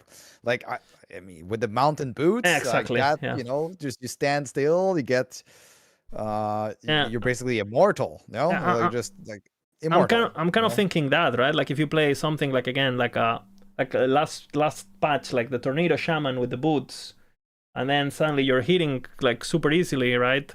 Or you play Storm Totem or something like that, or you know what I'm saying, like where he hits the entire screen, and then like that line of text for hardcore seems like it's going to be completely busted, and we're going to see like some crazy amount of ward being generated, because like that's only one source. It's I haven't really seen anyone use this item yet on like a planner that at all. Kind of like I've been scrolling Reddit and stuff, but I think this would definitely be in the sleeper category of like potential. All right, we're rushing. Boom, boom, boom. Speed running.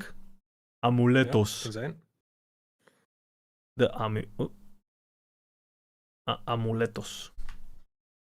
Okay, amulets. Quick. Volca. Thoughts. Boom. Okay, so the tank amulet is very, very good. So the whatever it's called, Blossom of Immortal Stone, converts like damage to physical.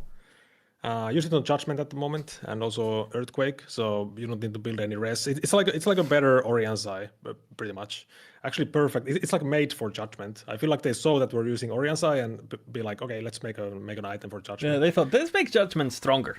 yeah. I mean, it comes with attunement, like it makes you so tanky. So, and you actually benefit quite a bit from the like not having to build res and stuff. Goes nicely with null portento. Goes nicely. Just stack holy fuck, it's so nice. So, but this one doesn't give DPS most often, unless you gain something back from not building res or something. So it's kind of like people are not that excited maybe, but it's very good for tankiness. I do think this item also kind of like allows you to maybe break the cycle a bit of the combo of all res blessing, double red ring, blah blah blah, because it's like you get way less value from these things, and I kind of like it. The fact that you can actually use this item as a, hey, you know what, I really want these rings to go a bit more aggressive, or DPS, or I'm playing a melee build, or I want to use Doom combo, whatever.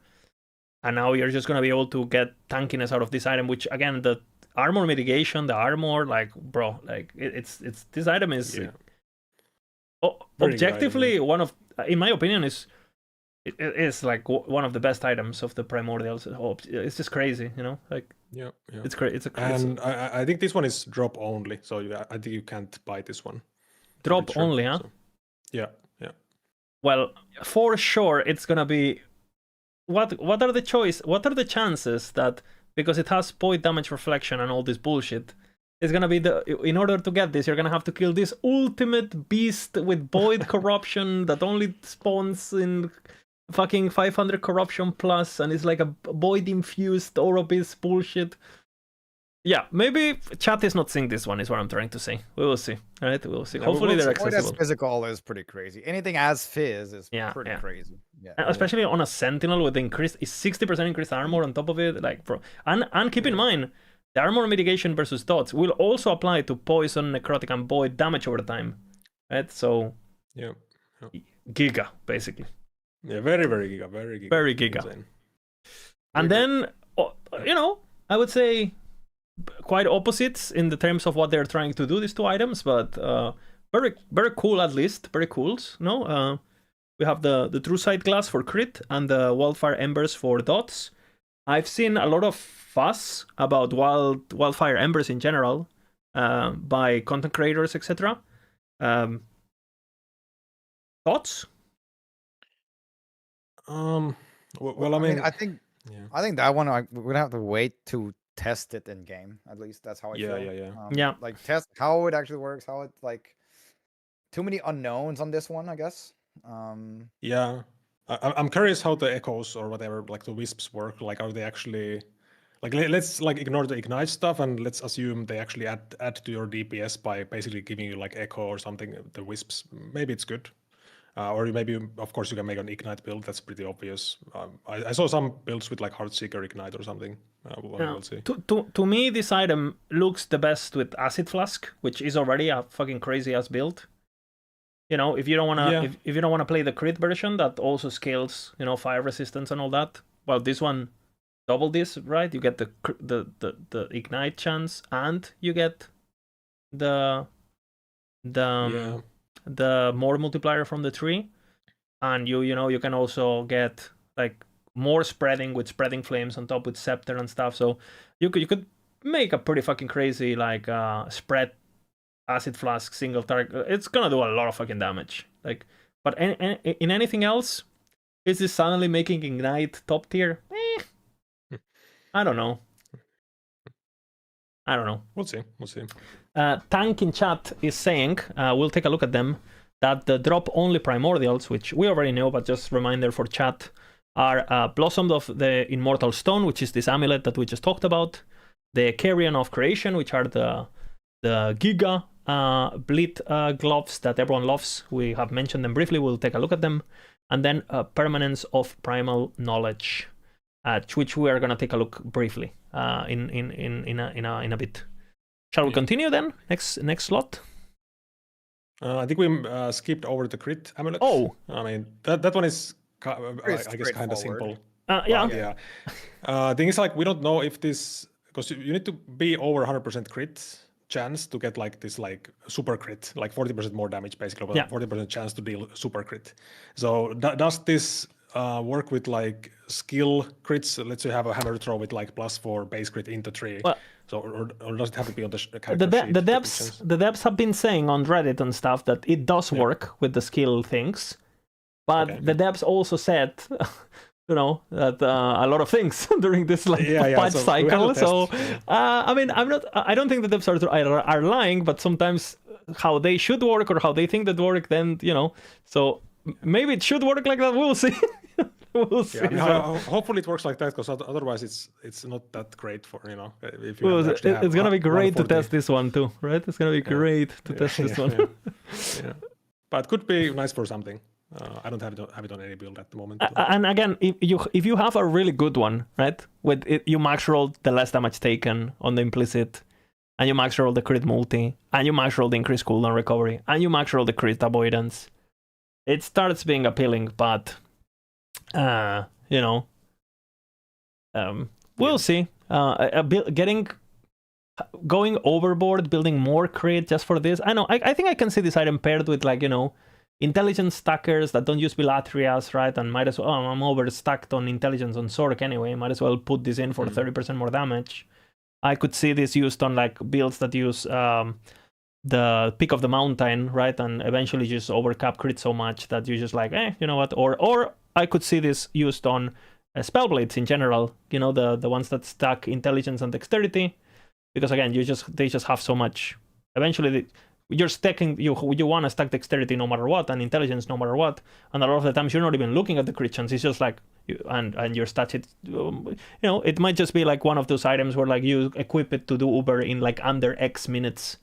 And then maybe for mapping you equip something a bit more reliable. It's gonna be a lot of damage though. You know, will be a lot of damage. We'll see. Next slot. But we'll see. Yeah. Next is Lotterino. Which one do you guys next? We go weapons or do we go? I think weapons last, no? Maybe because there's more. Yeah, sure. Yeah. Or Ringerinos then. There's two. Bina, Legends. You're using this one, no? I think. Yeah, Legends Entwined makes a lot of sense on Lightning Blast. It's the first build I looked at. I looked at what... Nobody thought of that one, actually, Bina. That was just like... What? Like... No one could see this one coming. It was true discovery. It's pretty straightforward. I looked at what Frozen Sentinel did. He's planning on playing Lightning Blast as well, I think. Pinching Low. I played Lightning Blast last patch, so basically Lightning Blast stays the same, at least for... Like the core of the build kind of stays the same, but this enables the use of Villatria, and then Villatria is gonna give us even more flat spell damage, and then you get some procs. You get a few other procs on that build as well, and so that's gonna buff it quite significantly. We're getting a second set as well with the Ferrobor set, so that's like plus skills per complete set. Which will add, getting access to more plus skills on that build. It makes a lot of sense. But I could see this being used on other. I mean, with Villatria, it just makes a lot of sense, right? Because as soon as you're in stacking, like it just makes sense to go that way. But maybe I see this on some other bullshit proc spells, like as many procs as possible and getting a lot of different skills to have flat damage added to them with Villatria. Yeah, I kind of need to cook a little bit more on that, or think about it. But it's cool. I thought they would add more sets to the with this patch. Unfortunately, they did not. Right? But yeah, no changes. Because I thought last patch was the patch where we just added the sets like last minute, and we're gonna. I think they even said that. We're gonna add more sets in the future. I thought it was going to be like this patch. They say a lot of things. They say a lot of things. Especially with this ring, like it's the perfect ring to introduce with some sort of a rework to certain sets, and then making them better and more sets. But yeah, it's good. Yeah, and we're gonna see some shenanigans of like very clever stuff. Like, oh wow, look, I'm using Exalted Boots anyway. Might as well see a tier 1. For example, imagine you're playing Abilatrias, right? And I don't know, you haven't found your unique boots yet. I might as well just, during progression, not so much for the end game, right? During progression, might as well let me seal, I don't know, the mountain set, the avalanche set that gives me fucking damage, at least from what I'm leveling. Why not, right? The thing is, this ring, when you're making a build, you want to now look at all the sets and see, okay, is there a set that would benefit me? Because that ring is a possible contender for. Also, plus skills is nice, and attack and cast speed and all res. Like it has a lot of good stuff on it. Cost opportunity, right? Do I want the plus skills? Is it actually game breaking, or am I getting 5% cast speed of these plus skills, right? Like, because getting a set also gives you more than just the set with this ring. So yeah, it opens up some decent set options at least. On the Volca scale, not so cool though, no? Like flowers, not so badass. Yeah, it sounds really like Giga. Yeah. No, it's not. It's like kind of soy item, I feel. Yeah, kind of true actually. Kind of true. Yeah, like not. I mean, no blood, no spikes. Like next, basically. That is no blood, no spikes. Next, and then we have the. I think this one is interesting. I actually haven't really even thought about this item. It's like in the back of my hand and in the back of my mind, and I'll look at it eventually. Yeah, it's same for me. Like I don't really have any idea on this ring. So basically, for people in chat, Basically, this will reduce your spell mana cost by almost half, but it also reduces your total mana by half. So the idea here is like to find some sort of equilibrium where you're actually able to have mana sustain that doesn't really care about your total mana, right? And you're actually trying to reduce the mana spent. So you can basically find a perfect balance of like, even though you have a very small mana pool, like let's just say you're spending, you should be spending, let's just say you had 50, like 100 mana, and you spend 50 and 50, but you will always generate 50, right? So before that, you would have to auto attack, you know, to generate back the 100, you would have to auto attack twice, right? Or let's just say the ability costs 100 and you have 100 mana, but you can only generate 50. Well, you're gonna have to auto attack with the generator twice to get the 50. Whereas like with this, you actually gonna get only 50 mana, but the ability is also going down to 50 mana. So now a single auto is gonna generate the full mana that you spent. So theoretically, as long as you have a source of flat generation that gives you back quite a substantial amount of mana, we're thinking about, again, things like Tempest Strike, things like, you know, Sentinel multi-strike bullshit. You could potentially make some things that are not really meant to be sustainable, let's just say. But again, this is a bit more of like we need a bit of a bootcamp on this one. I don't know. Any thoughts on this at the first sight, or kind of like in the back of your head, guys? At least for me, it's still not clear what you would use this on, or you know, Yeah, I haven't looked we'll at. see. We'll see. Yeah. Meteor mana strike. Holy. Yeah. Shadow Strike, maybe? Shadow Strike, you know? Just to Giga spam, I don't know. Blue feather for mana gain, but crown for Yeah. mana regen. It's spell only, no? It's only spell mana cost, so maybe not mana strike. Yeah. Oopsie. No strike Misha allowed. baiting me, you know. Once again, make Yep. me look foolish. 2 primordials, Giga chat. Hell yeah. Yeah. Well, good. Next slot. I don't wanna sidetrack Yep. too much. There's a lot to cover today, so I think there's only one belt, no?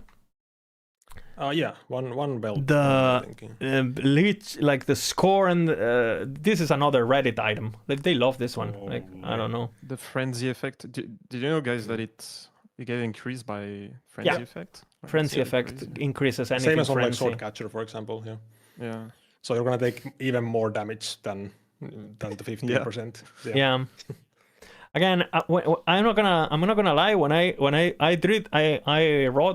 read the first line and I got excited, and then I wrote the second line, and then I stopped reading. Pretty much, I stopped reading. But you know, I think if you're playing softcore and you don't want to go running around with Doom stuff, and you know, it could actually open up because you don't need Doom Ring, because you can just kind of go for this instead of getting the Doom plus this. Plus the belt, for example, or you're getting Doom from your weapon, right? From the Apathies or whatever, or from the boots. If you're playing Shadow Cascade, for example, who knows, right? You might be able to be like, you know what? Like this belt is easier for me to get level 55 potential instead of like Shattered Chains, which is like fucking higher, right? I don't know. We'll see. 20 effect of frenzy. We'll see. You know. Kind of a bit of a softcore item in my eyes. Yeah. Anything else you guys want to add, or shall I I speak? mean, not much to say. I think it's kind of looks bad at the moment. Maybe there's some crazy tech with the leech or something. Because I mean, maybe I don't know. Yeah, I think people are using it with Scorn to get more leech, so they can increase the leech passive. That again, that's another big question mark how that shit is gonna work, right? Like I've seen a lot of Scorn builds with millions of damage theory crafted on Reddit. Discord, we will see. You know, if they do what they say. All right, Reliquia. Okay, actually, my new favorite item here. So, I think Reliquary Nest, Giga. I think. For me, it's funny that these two are together. Well, of course they're together, because I was doing a lot of minion builds, so I went for the school at the beginning for Beastmaster especially, right? Because you're stacking strength, you get the fucking cleaver solution, blah blah blah, right? And you double dip, it's great. Yeah. But I actually had to end up removing it because I asked the devs if the Tyrannosaurus Rex was considered a temporal minion, like a bee or like a, like a vine or something like that, minions that have duration, or if it was considered a full-on permanent minion. Because permanent minions do take the same priority when it comes to inheritance of the erased buff, and unfortunately the T-Rex does count like a full-on minion, so it basically steals inheritance of the erased, which is going to be very popular to solve crits on single companion builds. So unfortunately, I had to drop it, even though, we're still using it on Raptors and stuff because it's Giga, right? But, well, I went to the second, I said, okay, what else can I use on Relic? And I found this thing. And yeah, I mean, this item is actually, I think this is Giga, basically. For like all attributes, which helps a lot for everything, right? Endurance on top of that. And then the 60% increased effect of all idols that are not unique meaning Throne of Ambition and these things, like actual uniques. Yeah, I mean, if you have a build that really wants to scale with idols, I'm thinking again, a Reflect Shield Throw, or like, you want to use something that you just want to get a shit ton of HP in hardcore through building a bunch of HP idols and get this. You're building, again, we're using it on Earthquake Bear, because the only way to get cooldown for your Earthquake is actually idols, minion cooldown 20%. And this actually basically gives you another 20%, right? And it also gives you 60% more aspect of the shark on your idols, which you're already getting 60%, right? So you're getting another, 30% aspect of the shark through this, and you're getting HP on your. It is a very, very, very, very. And 20%. Yeah. Increased endurance threshold also. 20% increased endurance threshold, bro. Like, especially if you're playing a primalist, blah blah. 10 all rests, and you're pairing it with the new amulet and all that. Potent, So I love this item. Again, doesn't look Giga I'm using this either. on Ballista as well. Yeah. I think I'm using this on Ballista because Yeah, Ballista you get like 200% crit multi base on your idols, so that would give you like 120 without any enchants. Another 120. Yep. Yeah. It's quite potent. Yes. Quite potent, Or for example, you drop a, I'm using one of those idols that give you 9% HP with a bit of crit avoidance, and you always have to high roll the crit avoidance, otherwise everything goes to shit. Well, now, if you roll like a 20-ish, you're fine because you're getting like 30-ish, right? So yeah, it's really I think, again, one of my favorite items personally. And you could definitely use this item just to kind of break the game in a way. Again, I'm thinking you play a poison build, poison effect suddenly on all your enchants, poison duration, whatever. Normally you would get like 40% or whatever it is now. Suddenly you get another thing, and then you're getting HP on top of that, and on the Chaos Bolt that scales HP. I don't know. I think this item is, you can basically fit on any build, and it's a good option basically on so many builds. It's great. Yeah. Melee flat idols, bro, like the ones that give you flat with increased. Holy, yeah. Holy. I mean, it's like overall good item. Yeah, I like it. I like it. Yeah. Only thing is you can't have the Uber relic with this. Like that's the main downside, basically. Yeah, exactly. Yeah, you can't have it all, But yeah. Maybe next patch we can have 2 relics. Boom, Insane. Double relic, one on each ball, Yeah. Giga. Holy. All right, boots. Hello, darkness, my old friend. But we do have Where are they? skin boots. Yeah. Which Army of skin. Yeah, which for melee builds, they're basically. Well, how do I even look at this item? Not just for melee builds, because keep in mind these boots have lower LPL. Yeah. These boots are basically mountain boots, but good, fast mountain. Yeah, they're 40% movement speed, so actually it's like at the top of the highest movement speed boots. And evade cooldown, and jig attacks, more melee damage to high health enemies, which for mapping is gonna be. I mean, That one on Erasing Strike is going to be funny, 50% more damage because you're going to one-shot everything. I mean, you one-shot everything anyways, but now you're going to one-shot even harder, right? So Yeah. that's going to be a funny Yeah, one. the foreskin boots are gonna be giga, basically. You know, Skin boots. they kind of look like it too. Whatever, like this. What? Okay, good build, good item. Okay. And also the flay stuff itself, like the effect. I mean, it's good for flay. Surprise, surprise. You get actually 170% increase area, and you get like 76 flat melee. So it's good also for that, and you can summon the skeletons for the flay build to then automatically consume and blah blah blah all that stuff. Yeah, So, and for something overall, for some of the, and this is what we mean with the stronger builds also get stronger, because maybe someone is thinking, oh fuck, I'm gonna use this on Harvest and now I'm gonna get attack speed on my boots, this is gonna be great. It's like, you know who else can use this? Erasing Strike. You know who else can use this? Yeah. Warpath, you know? So the attack speed of Warpath is gonna be so nice, so much damage from that. yeah, your damage on Erasing Strike after the nerf is actually gonna be higher with these boots, Yeah. you know, like so yeah, interesting. Yeah, pretty much. Yeah. Okay, we go into the Globerino slot. Boom. So these two are drop only too, just like the amulet we looked at, the conversion amulet. These two are drop only. You can kind of guess it obviously by their level and their legendary potential level. And I guess we can start talking about the bleed gloves. Polka, I know you've been looking at them quite a bit. I think these are like, people are hyped, and I mean, looks very fun because you're gonna basically have like blood explosions kinda with these gloves. Like you kill enemies and they pop, pretty much explode, and then you convert all these like ignite, frostbite, whatever, you convert all of that to bleed. So like for sure, one easy thing for any build using this, you go for the blessings for the like frostbite chance, you know, ignite chance. That's gonna be a lot of bleed chance just from the blessings alone, like 400% or something. Yeah. And yeah, I mean, on like bleed hammered, for example, this is gonna like at least double my damage on bleed hammered, at least, because it's so much bleed chance, and you don't. I mean, it's amazing item.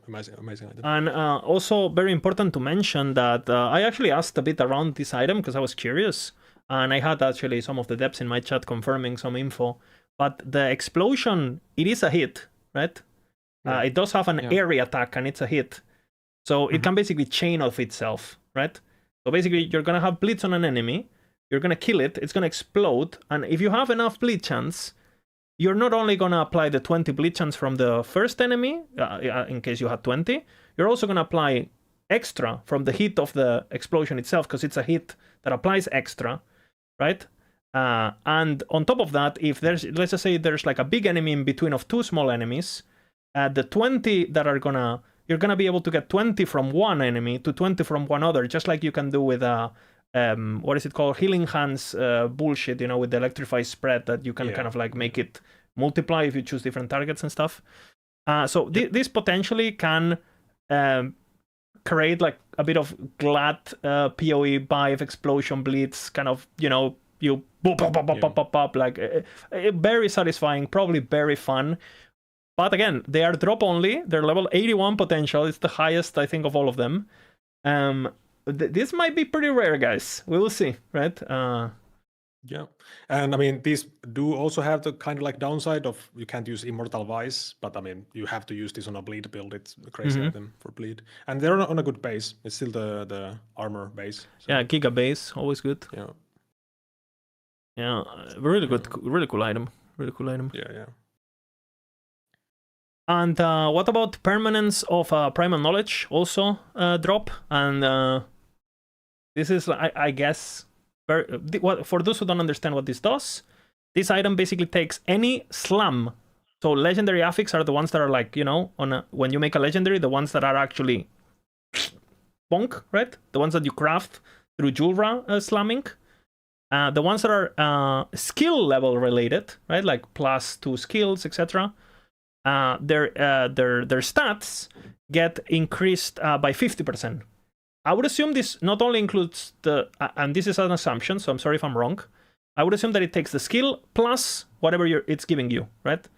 So, for example, on something like again Ballista, who knows what? I would just give you a +8 ballista, but it will also give you the attack speed, right? That it comes with at the plus levels. Or if you're playing plus meteor, it wouldn't. And you have a tier 7, it would give you like another +2. You would go from +4 to +6, but you will also get the increased spell damage that comes with it, right? Again, comes with area, comes with mana, a bit of a caster item looks like. And I think the value of this is like, hey, I'm playing a build where I think this is kind of like old concept for builds back in the day, but builds that need multiple levels of skills. I'm thinking, you remember Bina when we played Static Orb, for example, what you would have levels of Static Orb, levels of Lightning Blast on the helmet, and that was really hard to get. And you had to choose which one was your Exalted and all that. Now with this, for example, that could like really pop off. Obviously, that build doesn't really exist anymore. But yeah, I mean, we'll see. Kind of like fantasy item, get a shit ton of plus skills. I don't know. Yeah. Odds? I feel like the fact that it's on the glove slot and you can't use Immortal Vice, it's a primordial unique. It's like a very like high opportunity cost. So, like if it was some other slot or something, I would be excited. But I don't know. Same with these gloves, no? Like Immortal Vice are just. Yeah. Like the fact that, for example, every time I open up a planner and I see Lich and they're not using either the spell gloves or this, it's like, oh, well, I mean, just like click. Yeah. A lot of friction. I mean, it's good too, no? Like these items are so good, you can only have one, and they're actually competing with really good items on top of it. Bro, yeah. I would guess you can get the bleed gloves earlier than Uber Aberrot, so like it should be pre-Immortal Vice. I would guess, but who knows? Well, but, I mean, maybe these are your ticket, into them. Yes, with Karen of Creation though, like where is Salt the Wound? Those are like a bleed gloves, like the previous. It's an outdated item. That one. It's like what's gonna happen with that? Well, it's gonna happen the same that it happens currently. They're gonna stay in the fucking database, unused. Yeah. Unfortunately, Yeah. I wish they give them effect or duration or something again, something more unique, right? Imagine if it was duration instead of pen, like the effect, like. Even then, like building crit multi on those builds, it's actually because you can just build some other stat instead, so it's kind of yeah. But on Blade Dancer things, I don't know, whatever. Yeah. Okay, we start the Giga section. Weapons. Holy. Are you ready for this one, Bina? Or are you sweating already? Bro, I need to check. I need to freaking work on the builds. Hey, one more hour and we're good, okay? 10 more hours, 10 more hours of podcasting and. Yeah. Okay. Leave. Well, I guess I'll. So much to do. I guess I'll speak about this one. Obviously, the first state of this weapon got shown. Was like almost double the stats, right? Yeah. And obviously they have nerfed it since I made the video and stuff, and there was a lot of confusion on how this item actually worked and stuff. They fully panicked and they nerfed it, and I mean, we were pretty happy that they did nerf it, because otherwise you were gonna see this item on every build pretty much, right? We actually had a bit of a if you were a dev, you wouldn't want to be reading our Discord, is what I'm trying to say, right? I would have been banned. So I'm joking, but yeah, this item has been nerfed. You're still gonna be able to use it for shenanigans, right? You're gonna see, oh, how the fuck is this guy playing this build I'm playing, and he just went in and one shot what the fuck? And you're gonna see the planner, you're gonna open the planner. Oh, okay, it's just like harmony abusing. Okay, like next build, that's basically would have been really bad meta for the game, and overall, like, it's a balancing nightmare. Like it would have been. It's this item is either broken or shit, no? So it's kind of and I wish they made it work only for blues, and they made it like super low level, like it is, just because actually leveling with this sounds like actually kind of fun, Yeah. With like, imagine you give yourself like tier 7 fucking AoE or whatever, and you're just like full screening the campaign. I don't know. I wish they kind of like went for that. But yeah, nope. Yeah. Okay. Horn of the Bone Wisp, the pretty interesting weapon. You familiar with this one? Things like I feel like on most builds this doesn't really like give you anything new or like special. It's just stats. I mean, it has the flame ward stuff that would work for any class, I guess. So like acolyte or something can get flame ward, but you know. I can't wait for the clickbaiting. Really tanky build. Here's a clip proving it. You know, look, it can tank tier 4 Jura, and they go in, and right before Jura does the explosion, they're gonna get the cheeky dash in, you know, to proc the flame ward. You know, hey, see, I tanked it. You know, you know, I like it. It's literally a stat stick, right? Literally. Yeah. And yeah, it's that's pretty much it. Notable mention: you can get flame ward on any class, so that's it. Cool, I guess. Okay. Spirit. Wait, doesn't put it on. What? It doesn't put it on cooldown. It doesn't right? put it on cooldown. It doesn't use charges. No. Oh. Does it use a tree? Yes. Yeah, I'm Yeah, using it it on should be. Glacier. I'm using it on Glacier. I haven't updated it yet, but just so you guys, I'm using it on Glacier.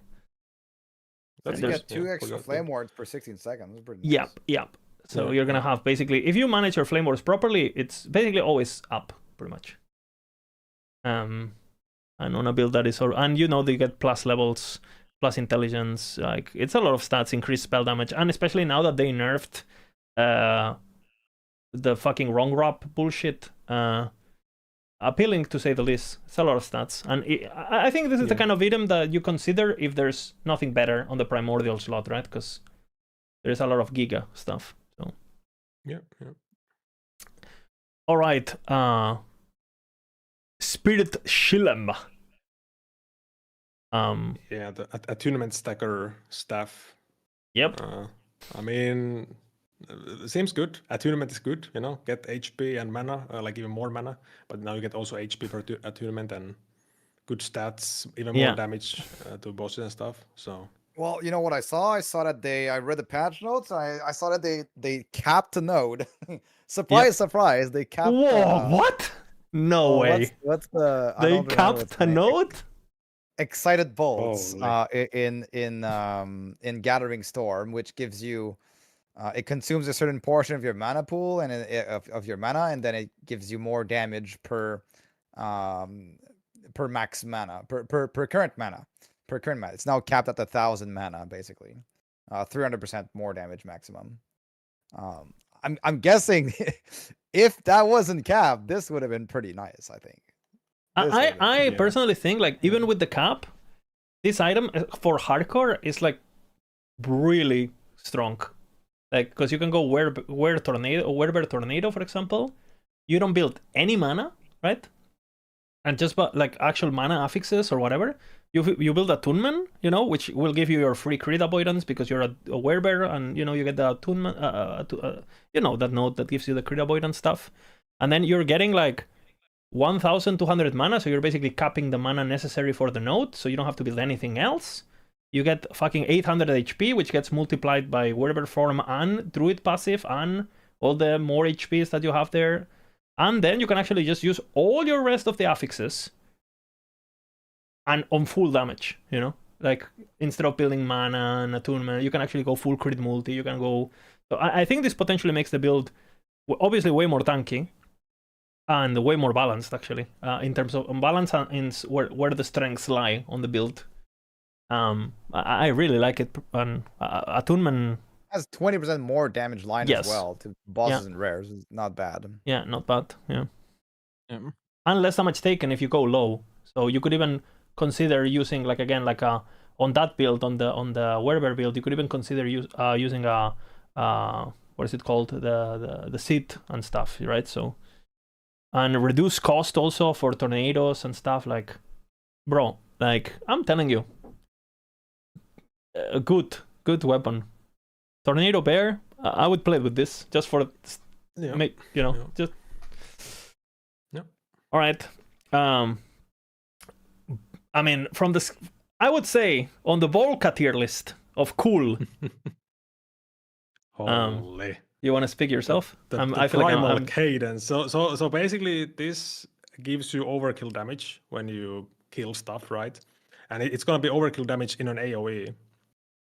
So with this, you can actually finally play a hammer build that you don't need to respec. You can just play with one hammer, and it's gonna like, I mean, hopefully the AoE is big enough, but it's gonna like, do splash damage with the hammer, and you can actually clear. So that's the main. For anyone wondering, right? I'm gonna do a bit of paint here. What we're expecting this to work is like you are the thing. There's a few enemies here, yeah, all of these enemies, and then you're gonna throw a single hammer. We hope the AoE is big enough so it can hit things, right? Yeah. And hopefully, the overkill damage, because your first hit is gonna have all the multipliers from single hammer. It should be able to hit really fucking hard. Like again, we're talking like 100k hits even, no? Like Volcan. Yeah, it's gonna be like a lot of DPS on. A lot of DPS, and even if you get the weapon has like huge like damage stats, like increased damage and stuff. So yeah, very very good. And increased damage. So we're expecting like a single hammer could like potentially clear, literally the full corridor of a tomb with a single hammer. Yeah, like, hopefully. And if you like press Alt on the item, I think it says like it can basically chain. Yeah. So. Yeah. Well, I wouldn't.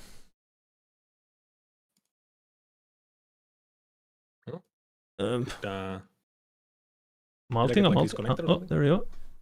Huh? There you go. There you go. It says, are you guys here? Or? The direct damage does not count as a hit and does not scale with your stats. However, it can trigger this effect itself. Yeah. So it should be basically crazy. And that one build, the hammer build, is like you can't play it without this item, because otherwise you have no AoE, and it's so this basically enables it, and it has like really good stats. And actually, I feel like they made this weapon for hammer because it's like it's a melee weapon, but it has stats that works with like throwing attacks, like increased hit damage and crit chance. And, like, generic and generic crit chance, and it's and this could potentially solve. By the way, single minion builds. If like a lot of people ask, hey, how is the clear on Werebear? I mean, if you just use this, like for example, and so I might mention it as things get more mainstream. But I guess the one thing here is like if you have bad damage, I guess you won't overkill the enemies. Yeah. So then but yeah. So but if they follow a MAXROLL build, they will always have good damage, right? True. So, this is true. Yeah.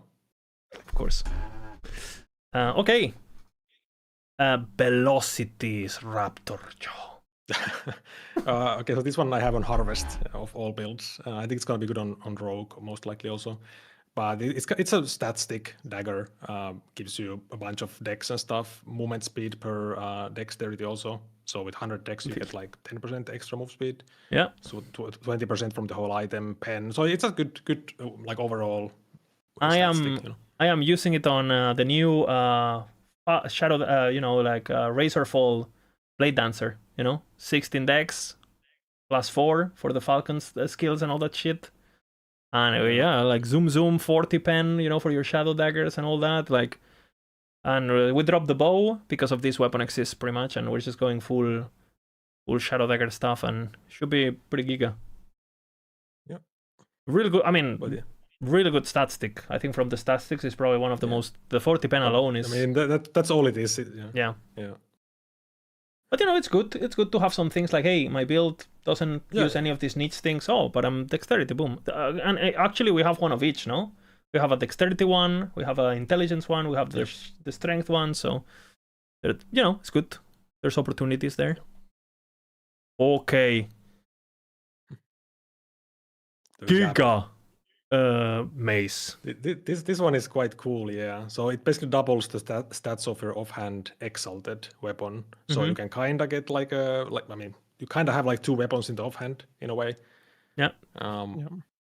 You do need like a specific build for this because dual wielding first and then not using like a unique or legendary on the offhand and stuff. So yeah. So yeah, but it might be good. Yeah, or these crazy cases where you actually, now that we have the new glyph of the new glyph of Envy that changes the base of items. Imagine you find like a triple tier 7 katana or whatever. And you're like, wait, holy fuck! Like, hey, might as well use this thing. And now suddenly, it's useful. So Yeah, really cool. Something, really cool. Yeah, something like Crystal Sword base, Eagle Wing, or like any of these like good bases, and then you get triple C7 or something. Yeah. Also comes with 13 all attributes. That's the last line, so that's pretty crazy actually. 13 all. So. Yeah, 13 all mitigation. Because that's the thing. These items not only provide their value as an item, but they also provide solutions to problems, right? How many times you played a Sentinel melee, and because you're building crit everywhere on attack speed, you can't build attributes for your red rings or whatever. And now suddenly it's like, hey, if I use this weapon, I actually don't have to worry about attributes. I don't have to do it, right? So it's great that a lot of these items actually have more attributes. And I kind of think they're trying to create less friction with items like Shatter Worlds and these things, so you can actually pair them with red rings without feeling that friction, which is cool. Yeah, and I think that was all of them, no? I think so, yeah. Epoch, yes. I mean, there's another belt that we're not gonna talk about because whatever, And I might ask you, Derek, we start talking about items and stuff like, if you could get one of these items at level 1, you appear on the first zone, and you get an item. Which one is your speedrunning character choosing? I mean, you know what it is, no? No, that's why I'm asking. But, wow. It's fucking Harmony, bro. It's literally too. Oh shit! What can I say? I was right all along. OP item, it is what it is. I mean, if you can only choose one item, it should be Harmony because then it's actually easy to get Giga. Get magic. True. Yeah, Giga brain. And what is your favorite, Derek? Which one is your favorite? Like the one that you like the design the most, even if it's not super strong. The relic. I like. Kind of like you. I really like the relic giving increased effect of vitals. Yeah, because it enables like nest, some niche builds or niche stats to scale way higher. I think it's really cool design. Yeah, we forgot one item because it's a class specific item. Oops. We forgot Hydra Arc. Okay, that's Hydra Arc. Next, I guess. It is a bit of a stat stick. I like the flat down. I'm using it on Hail of Arrows, which the effect doesn't work. So that's it all. Yeah, I actually saw it there. I was like, why is this here? Oh, yeah, the stats. Yeah. Yeah. I am using it for this. Because, again, +4 dexterity, 16 dex on Hail of Arrows, every point is more damage, basically, right? So, yeah. And this goes back to what we started talking with Bina and Derek and the rest at the beginning of the podcast of things get better. Like, for example, the fact that right now I have some skill trees that without actually anything too crazy, I think my bear or my raptor or something, my sabertooth is +36, right? I didn't even go for it. I just have it, And the thing is, like, there's actually still things that you want to get, right? Which comes down to, which is kind of like the sidetrack to get into, like, there's skills that even at 20 points, your last remaining points are like, what the fuck am I gonna get? Like, who cares? It's 20% stun chance, who cares, right? And then you have skills where, like, you're at 30 or 30 plus, and you're still like, for example, Crows, no, Bina? That it's a good example. Like, if you could take literally the entire tree, like, you would almost, right? It's crazy. So, yeah. I mean, big power creep benefits the builds that have the higher ceiling even to grow, so. Yeah. Should we look at the tier list quickly and then, Guys, what is this? What is this level of energy? You guys are really tired. Dead, no? You have to pretend you're not. This for 2 hours and 13 minutes. Let me cook. Yeah. Let me cook. Oh, I'm enjoying this, guys. This is a retribution. Okay, tier list quickly. We don't talk about the low shit. We talk about the good shit. Quickly. Big winners, big losers. So Warpath, Erasing Strike, Judgment still S. Nothing changed. They're actually some of them better, pretty much all of them better. Voidwell just makes it so it's a bit like rough on the early game. You need more mana to make it nice on the Voidwell stackers. Yeah. And then the A tier, like new Lich builds, are A at the moment. We will see where Flay goes. Maybe it's actually a crazy S or maybe it's just B. So we'll see. Mm-hmm. Some of the A tiers are like really freaking good. Yeah. Like pretty much, yeah. I mean, you feel like you want to put them in S, and then you're like, Yeah. okay, but S is like really giga. So I don't know. The power creep is just it's hard to get my head around the power creep this patch. It's pretty amazing how much more how much more power builds have. In even in comparison to the last patch. Last patch, I thought, okay, I mean, we test rigorously, and then we know exactly how much damage how much time it takes to kill a dummy and whatever. And then now it's just like, okay, dummies they don't exist. I don't know, like they just blow up. The dummies blow up. We need tankier dummies. Yeah, literally tankier dummies. Imagine. Right? Yeah. I mean, keep in mind this tier list is just like pre-patch. It will be updated and everything like after the patch, so it's not final. But yeah, like A tier is like very, very, very good builds. A tier. All the builds here like are playable, and if you want to have fun and you don't care about the meta, and you can play all of them. Now, I would be aware of stuff in D, right? Like, but even the C tier builds are they're playable. They're playable. But the jump between C and S is the Lamborghini Bina was talking about, compared to walking barefoot in the middle of a desert. That's the level. And again, the A tier builds, again, if you don't push the super, super high content, you're not even going to realize they're not S, pretty much, right? Like, because they're still going to zoom through the game and destroy everything. Unless you go Ubers and stuff, like, you'll be fine.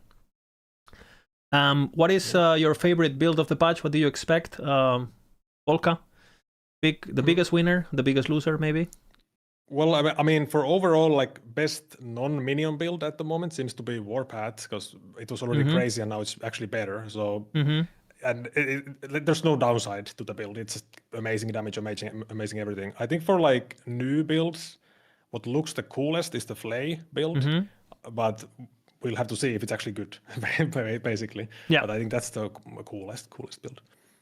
Tarek, what's your opinion? Fucking Abomination, man. Yeah.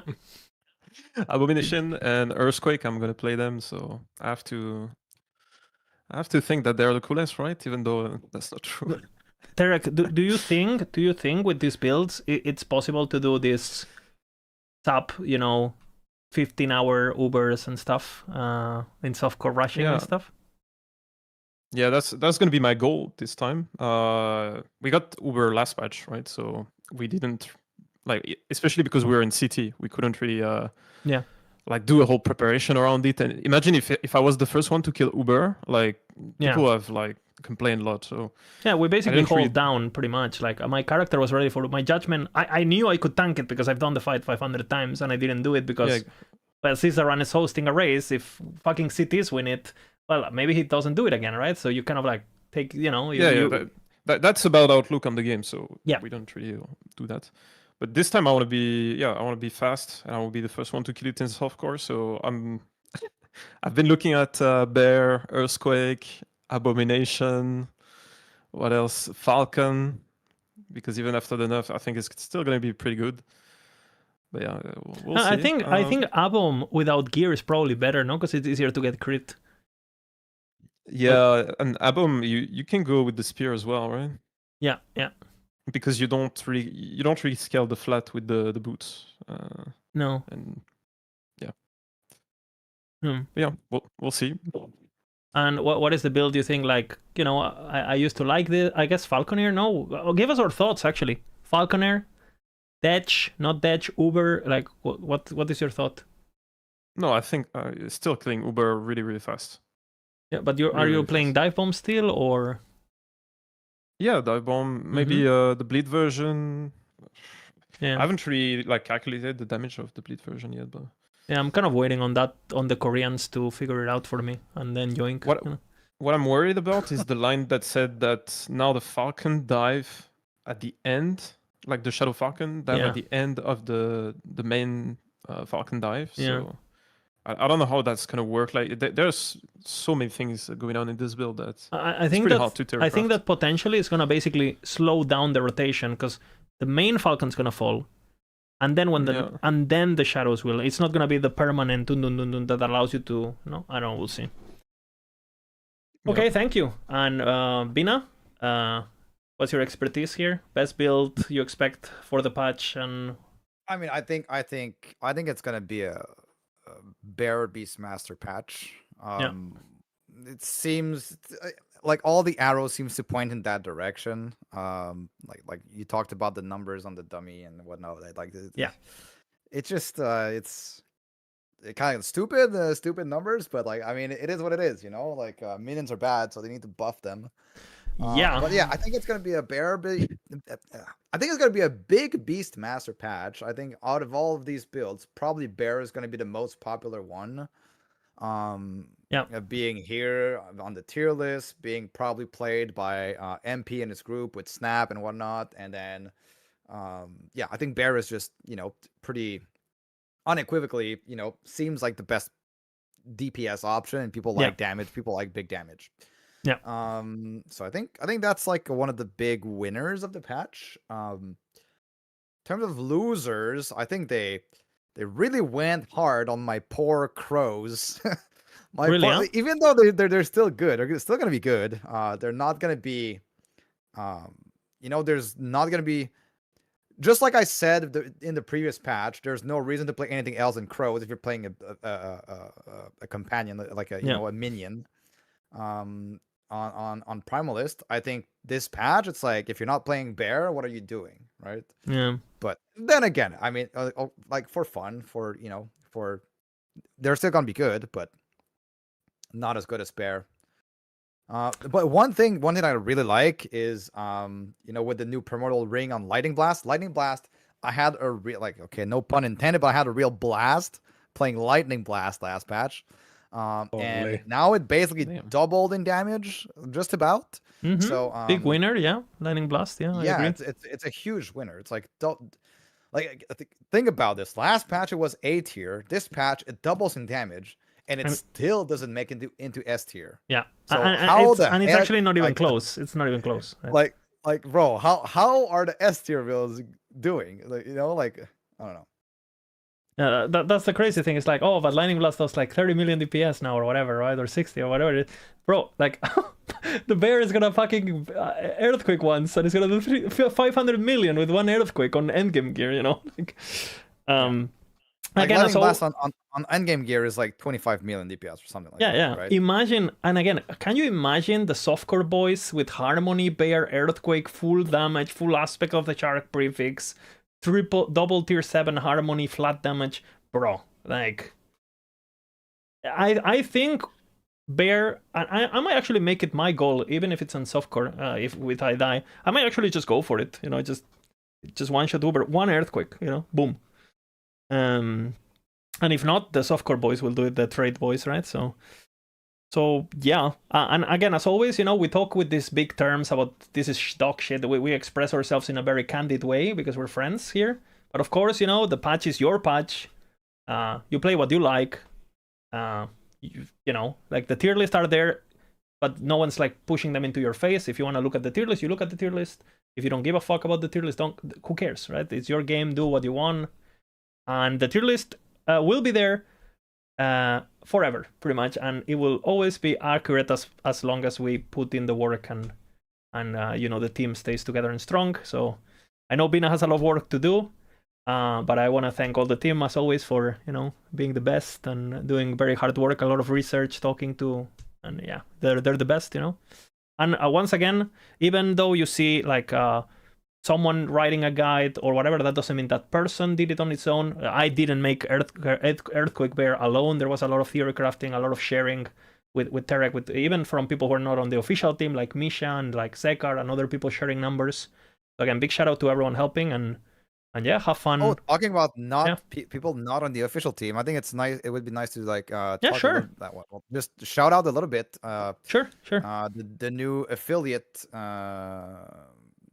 creators that are joining MAXROLL. So we have, off the top of my head, I don't want to miss anyone, but like just off the top of my head, just Frozen Sentinel, Dread, Pinching Loaf, and Trickster. They're Trickster. yeah. So yeah, we basically have MAXROLL approached me with this program thingy, and it's meant to basically incentivize, using the planner, creating a community, kind of creating a hub that is a bit more catered and a bit more selected, I guess. And I provided a list of a lot of names. Some of the names didn't make it, and that's what it is, because maybe they weren't big enough or whatever. And but yeah, they picked these 4 guys who are like very important members of the community. And obviously, if you like what they're doing, if you want us to see that they're doing good, go rate their builds. Let us show us that you guys like what they do. And yeah, that they obviously have opportunities maybe in the future to join the core team if they commit and all that. So yeah, big shout out to these guys and for using the superior planner, of course. And yeah, big good shout out. Yeah. Anything else you guys want to add? I don't want to take more of your time. Actually, big question. What are you guys starting? What the fuck? Like, what am I? Polka, what are you? I forgot you are not playing, sorry. But offline. No, I mean, I'm gonna play if I have time, right?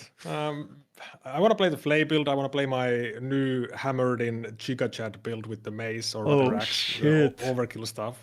So maybe I do this old safe way to judgment leveling and then swap to the hammer build, or we'll see. Because I don't think you can play Flay. It's just, you can't start with it really. So yeah. Softcore, hardcore, solo. What is the plan, Volka, for this one? I think solo for sure. I think softcore not though, because COF, yeah. Be like, yeah, COF solo, yeah, softcore, yeah.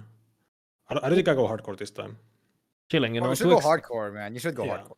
Go hardcore. Do it. We'll see. Volka, if you had to rate on your scale of badass, hardcore versus softcore, what would you say? Think about it. It is true. It is true, but who cares, right? Yeah, kinda. And Tarek, what are you playing? Bro, I still don't know. It's either gonna be. Oh shit! So he's keeping it to himself. He wants the world record. He knows exactly. Oh shit! For Uber, right, Tarek? Racing for Uber. Yeah. It's for Uber. Basically, the whole starter is defined by what can kill Uber with like cheap gear. So it's either going to be like Earthquake Bear. I don't know how much gear you need for that. Or it's going to be Abomination. Like either one of the two. Giga. So yeah, I still need to work a lot. Probably no sleep, bro. So Tarek, are you going solo softcore or what? Yeah, solo softcore, COF. Okay. All the. Okay. Because I would assume the group would still get it first, kind of, no? Or no. Ooh, big words. Okay, I like it. No, it's Snap who told me. Yeah, nice. Snap. The portals and stuff slow down a lot the party, right? The party gets quite messy at the beginning with all the portaling and. Yeah, but I think party play, if you're really like giga min-maxing and you practiced a lot, it's faster, right, than solo. But if you don't do that, solo is going to be faster, right? Okay, because I guess they're going in raw basically, right? Like Snap is just gonna give them the builds and just go raw, right? Yeah, or maybe they have like one practice run. I don't know. Yeah, cool. But yeah, it's also the fact that like group play, you can also cheese the boss, right? You can have like way more damage than solo. But if like there are builds that can kill it as a solo player really early without much gear, then I think solo is probably going to be faster. Well, you got a lot of practice with the fucking CHP Falcon here last patch, so good luck, Tarek, with your endeavors. And I hope, if it happens, everyone goes watch and support, Dude, I've been doing zero practice. Yeah, but it's like riding a bike, bro. Once you learn Abaroth, you never forget it, right? True. It's getting there that's going to be challenging. We'll see. Giga. And Bina, what are you playing? I'm playing hardcore, but I don't know what build. I want to race to something or both, either level 100 or Uber Abaroth. If I go for a level 100, maybe I play Ballista because Ballista is Ballista. Yeah. If I go for Uber, maybe I start like totems into bear or something like that. Yeah. I think bear. I think. Misha's gonna say abomination because I don't play acolyte. Okay, I don't play acolyte. Acolyte is. Holy, I he don't doesn't play Acolyte. it. He doesn't play it. But If- maybe Bear. I don't know. if you were but aiming at- Warpath seems. Yeah. If you were aiming at both, you actually probably play some sort of shaman, right? Or tornado or something, speedy and fasty maybe, and But I then won't you get switch both. to bear, no, or what? I won't get both. Yeah. I don't think so. It's either I go for one or the other, because either I focus on gear or I focus on. Yeah, but the thing with hardcore is like, okay, Rody is gonna be fucking lurking in chat, sleeping without 30 hours. You know, he's gonna take time off work. The fucking 40-year-old chilling in his sofa. You know, absolute machine. You know. Hey, he lives next to me. I'll go. He's I'll go to like his a place fucking and giga chat. throw in You know, like. And then I'm thinking, okay, do I want to compete without a full week of no sleep versus a fucking engineered machine of a 40-year-old man no sleep prodigy? So I'm like telling myself, I mean, Did if I go Rody for win last patch for level yeah, he's 100? won the last 3. Like since 1.0, he's won all of them. I mean, he's always behind me on day 1 because he's a slow fuck, you know. But he does have the endurance, you know, and the time, I guess. Rode is a really good player. For those who don't know, he's like a great guy, and he's thinking about playing Rune Master. He told me, like a Brand of Deception, strength stacking, just rushing XP, which is, I think, it's a pretty. I mean, he's played. He mainly play, like, I think Mage is his favorite class. So, and he's pretty sad about his Serpent dying. So. Yeah, I don't know about that build actually with some new primordial and stuff. Might be. I don't know. Anyways. Well, okay. I Can I think go work? Let's go work. Let's Yeah. go work. Let's go cook. Okay. All right. See ya, GG, guys. everyone. Yes, yeah. Yeah. Big kiss, big kiss. GG. Holy. Going back to the go to the cave.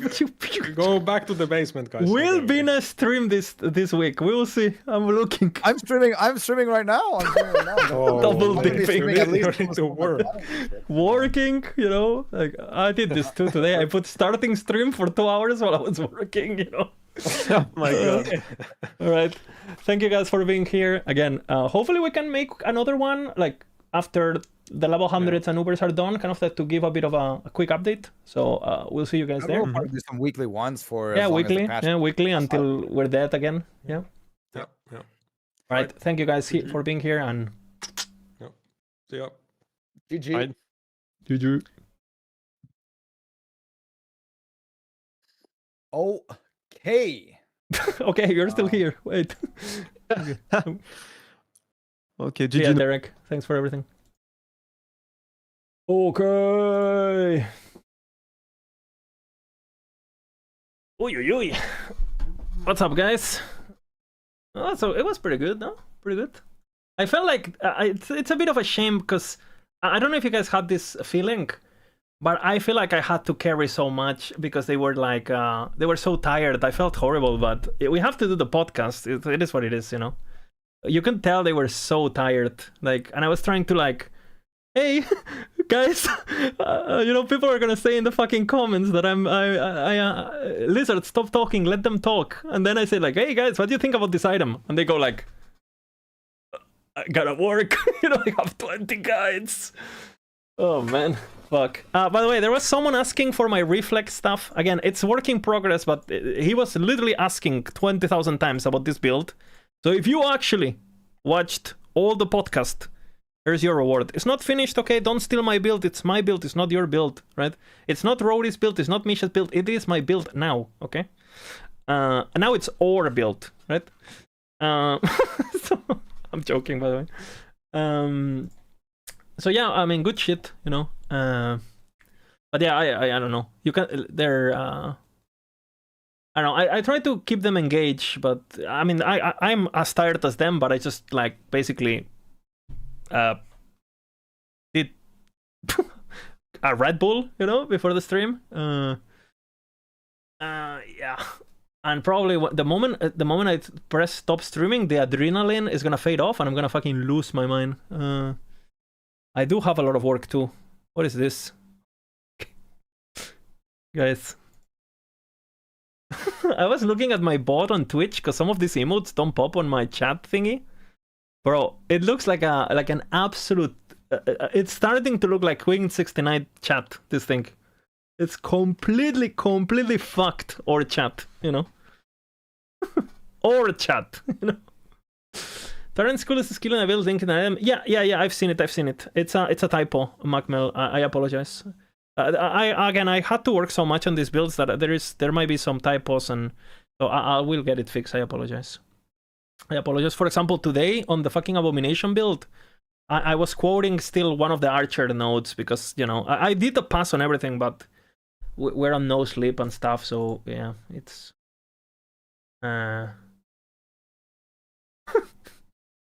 okay. This is Volca after 2 hours of podcast and 20 hours of no sleep making builds, making fucking harvest with no sleep of 3 weeks, you know. Oh my god. I didn't realize he was this tired because, you know, on my view, on my OBS, I look the cameras like this. So I'm looking at them and I can see their body language, but I couldn't really see the expression. He looks happy. One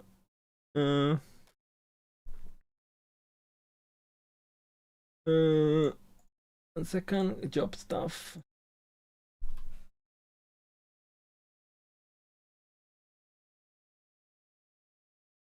And guess what Volka's doing? Going back to work.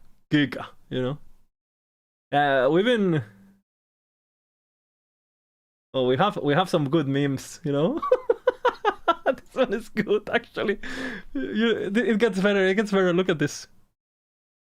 I'm discovering the patch right now. Vina was like, "What is this item?" Huh? Like, Vina, what do you think about this item? It's the first time I see it, bro. What are you talking about? You know? Oh man, it is something. What guide you should level with? We're gonna have a companion leveling guide, Taburi. It's not up yet. Terek is working on it as we speak, but there's gonna be a leveling guide.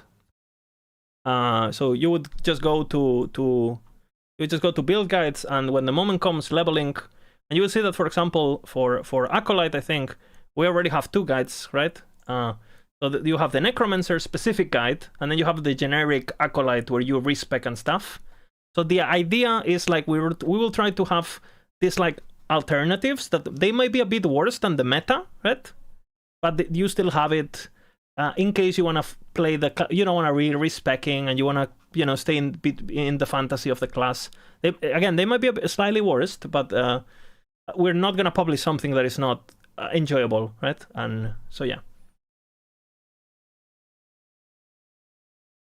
Snap made a variant. I mean, he plays on a. He makes. I mean, if you want to link it, but he plays on a group, right? So I pretty much can tell you what he's gonna do. He's gonna go full damage.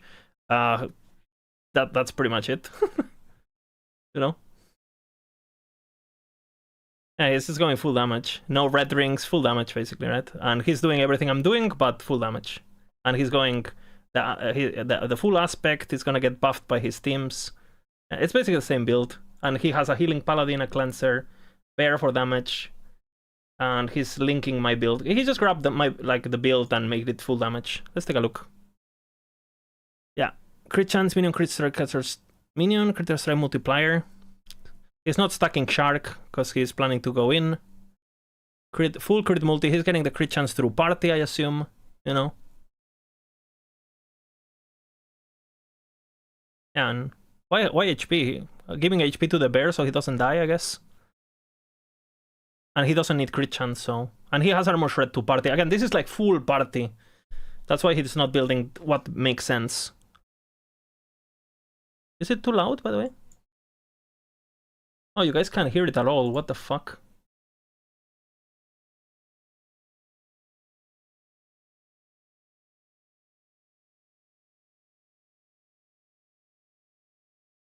Okay, I apologize.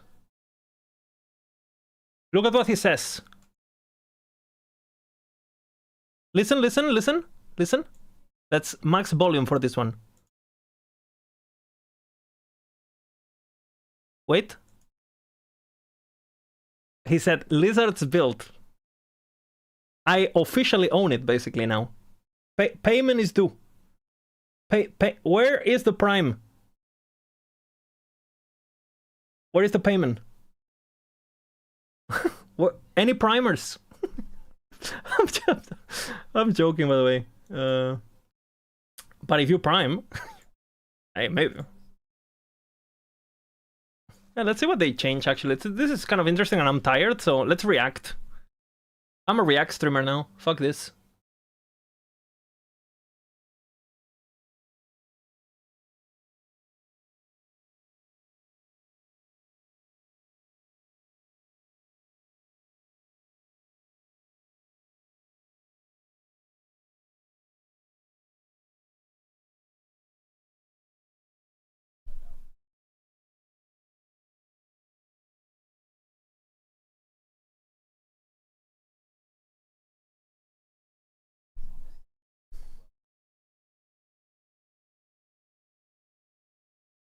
That was actually chat. Julia's path was chat. So, hey chat, that's your contribution.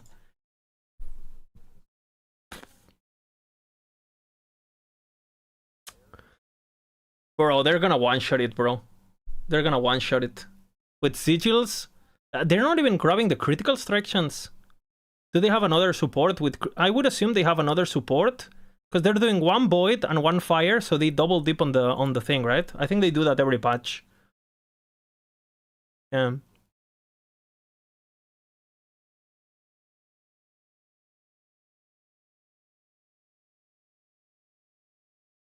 And he's going like 0 AoE with reduce mode, because again, he doesn't need AoE because his party is clearing. If you take these 3 nodes, your AoE is going to be tinier.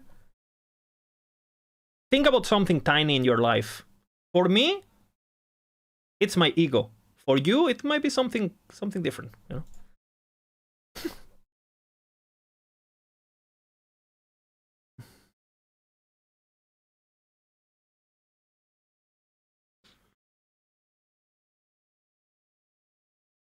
Yep.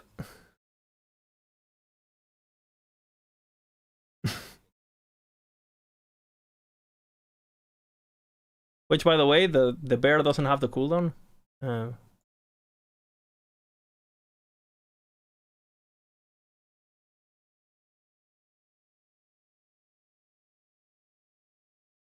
they nerfed it.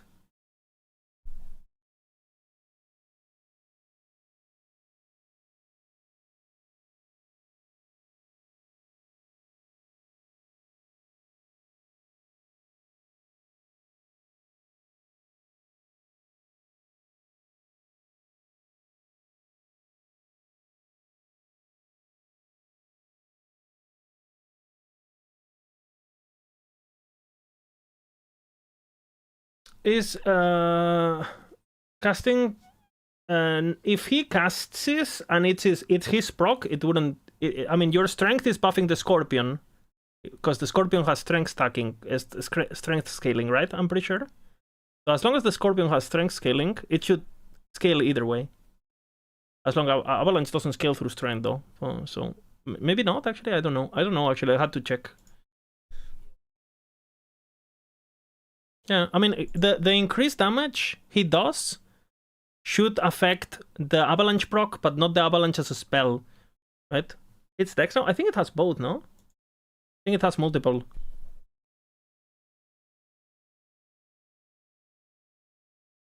Two trees.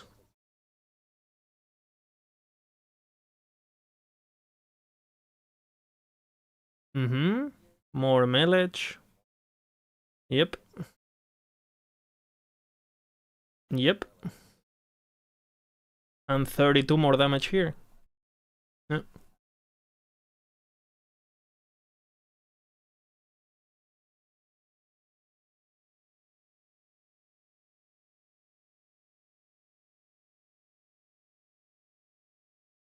Oh, by the way, Fabgun hasn't made a video about it, and he actually hasn't played LE yet, but it's actually his build.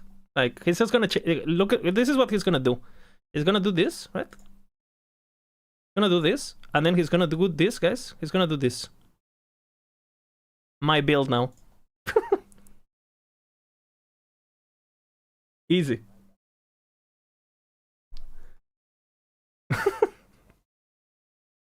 I'm joking, I'm joking.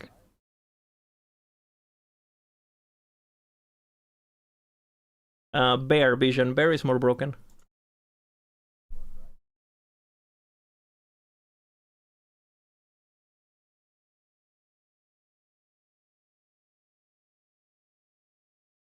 Swipe. Aspect of the Panther.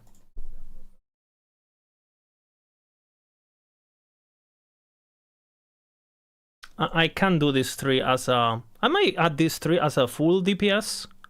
But I can't do this as a solo because I need the mana generation. He doesn't need it because he gets it through party and stuff. And he's not doing mana tank.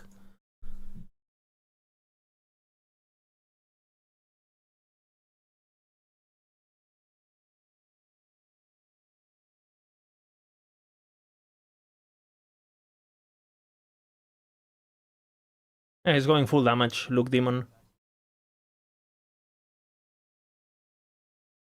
Well, Earthquake, my Earthquake will be pretty big, like this size. His Earthquake is gonna be tiny as fuck. Because he grabbed 3 nodes on the radius. But he doesn't matter, he doesn't care because he's gonna have party members doing AoE. The cat is gonna be good too, DMAC. Cat is good.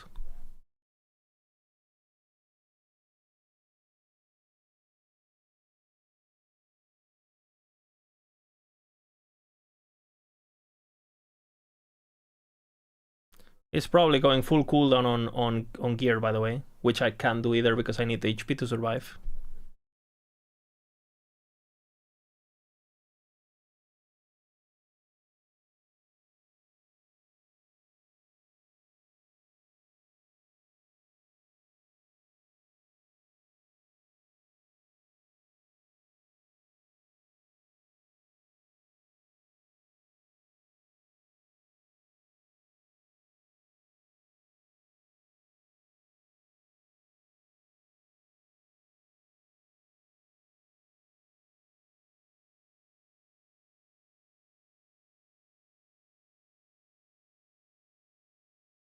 Mm-hmm.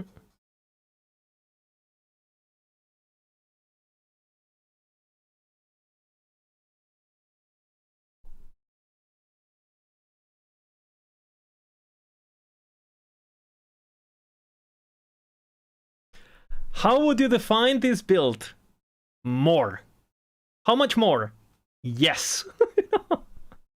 How good are we expecting clear? With my version, it should be decent. With this version, it would be horrible because he's taking all the area. You don't play the party, right? So should be okay. Should be okay. Like Earthquake should be like this big.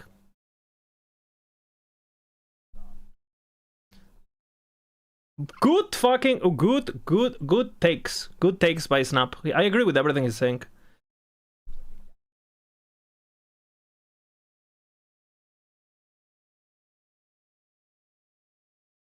He said it.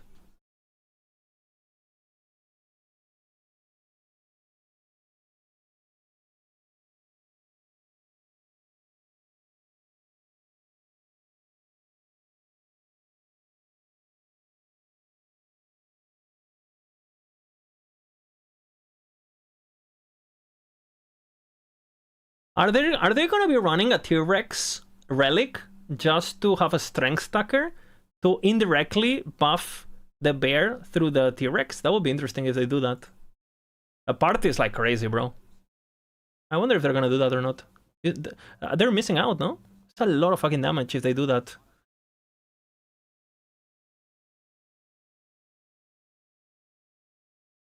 It can steal the amulet buff? Yeah, but the thing is like, it buffs your minion, right? I don't think it's a random minion, it's one of your minions. So I don't think it can target the allies, I think. I could be wrong about this actually. It's easy to test. That's why the other player does the T-Rex, right? Because the buff is global, but the T-Rex is his. They're gonna one-shot to Bravo? Yeah, they will. I mean, depends on how early they go. And if the supports die or whatever, you know? I mean, this is my solo build, bacon strips. This is my solo build, and he just made it full glass cannon for party. And he forgot, he didn't build crit chance or anything like that because he's getting crit chance through his paladin. But it's basically a solo build turned abomination party thingy. You have the link on his video. Good etiquette, Good. This is good etiquette,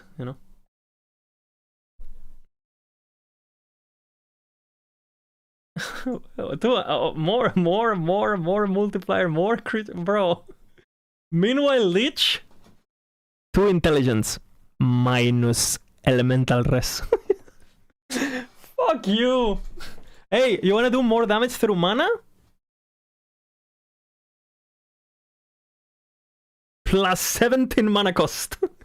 Meanwhile, I'm giving my bear fucking 120 more damage through auto-attacking while I generate mana. Not only I don't spend it, I generate it. Motherfucker.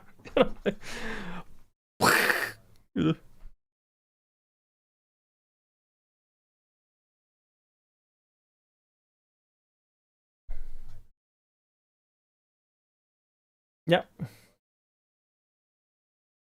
I don't know who auto main is now, but I guess you're right. I guess it's a good thing. Yep.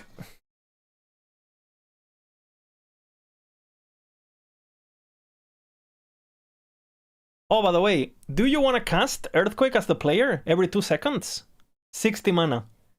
But if your bear does it...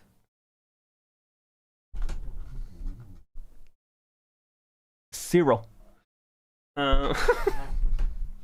Why is the minion better than me? When I'm not playing a minion build. Can they nerf it before the start? No. They already nerfed it. They already nerfed it. It used to be 30% less damage on Earthquakes, and now it's 50. But it's not enough. They could nerf it by 90% and it would still be OP. Every time, like, think about all the builds that are broken in last Epoch. All the builds that are broken are the builds that take 2 skill trees. And again, I don't dislike the design of having double... I think it's good that they're trying to create these cool things. But the problem is, like, if the way to scale skill trees, if only 2 skills in the entire game can do this, you create a situation where, well, the skills that can do it are so superior to the ones that can't. It's not like you can do it with all skills, so it's a very particular select number of skills, at least at the moment, that can do this. And the trees are not balanced to be combined at all, because what if a player wants to play Earthquake without playing Bear? So it's very hard. I mean, it's basically impossible. Again, yeah, here's fucked. It's 2 seconds the lowest cooldown for EQ Bear? Yeah, something like that. You can reach a lot of investment. I mean, if someone throws an anomaly on you, right? And you build full cooldown, right? And you wear the primal amulet with full cooldown, and you wear cooldown rings, and again you're thrown the anomaly on you for and all that. I'm pretty sure you could get Warcry to like 1 point something seconds, most likely, right? But I don't know. I'm talking out of my ass, honestly. I have never done that because it's like a party thing. But I assume you can get it under 2. The game is down, Scorchy. They've been doing maintenance, and tomorrow is gonna be down all day. So it's going up and down. They're like updating things and stuff.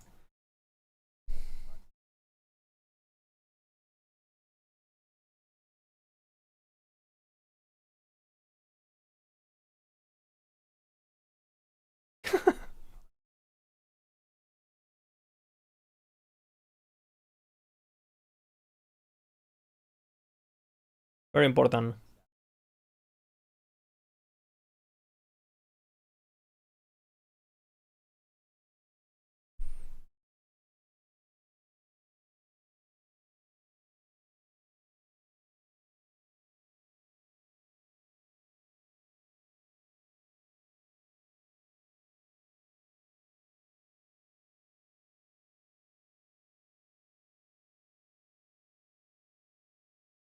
Unless you're playing solo, and then the levels are very useful because you're not doing these shenanigans, right? Do I look at YouTube chat? Yeah, I have it. I do have a multi-chat thingy, and yeah, I do look at YouTube chat, yeah.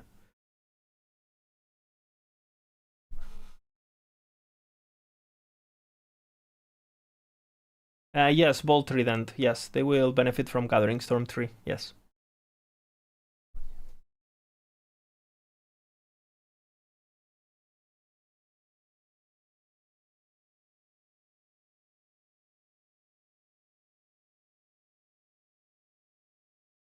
It gets buffed by the aspect, the 80% increased aspect. I have this on the starting planner. It's good. I might do this on my DPS build. Good idea. Change the helmet, get this more damage. I might do this. It's hard to get. I mean, if you're looking for just a one shot, then the cooldown doesn't matter, right? Because you're just gonna one shot. So you don't need cooldown if you only use it once or twice. Or and the thing is, like the thing is Jay, because he's playing solo, he's building cooldown reduction for Warcry, right? So I think he's basically what he wants to do is he wants to get his Warcry as low as he would get through that. So, you know, he's basically mitigating the loss of the idol slot through just building full cooldown on belt and boots. Where can I see the gameplay? I made a video about it, but the thing is, like, you can't see the gameplay because it's not in the game yet, you know? It's a new thing. There is no footage of this. So you have to watch Bear and just imagine he's doing earthquakes. Basically, you have to imagine the future, you know?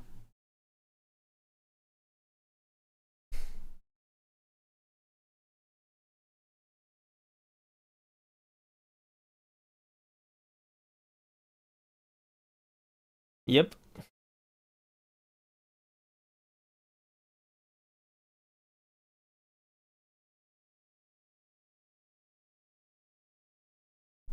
Doesn't even bother with the HP suffix, like, fuck it, bro. I'm not even gonna build it.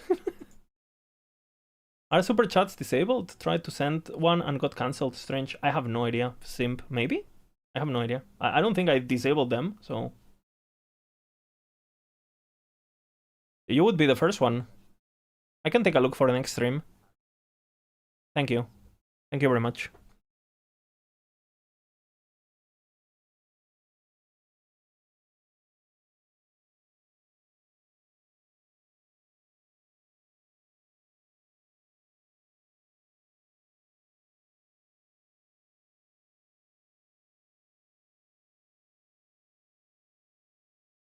Yeah, that's why I do it.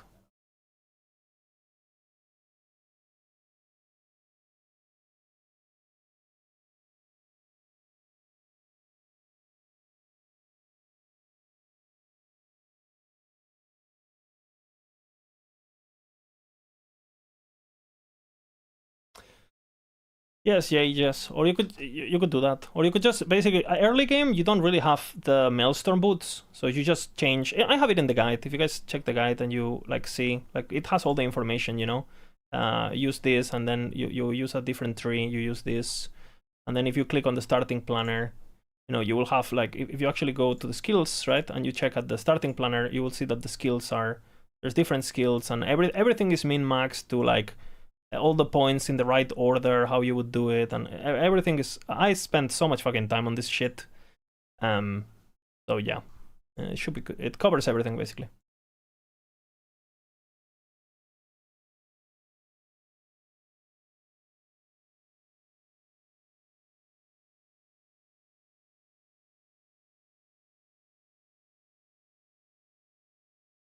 Yeah, this is the interesting stuff. Let's see how broken can the bear get? Because this is like the uncharted territory for me. Because I never really think about parties because I always play solo hardcore, right?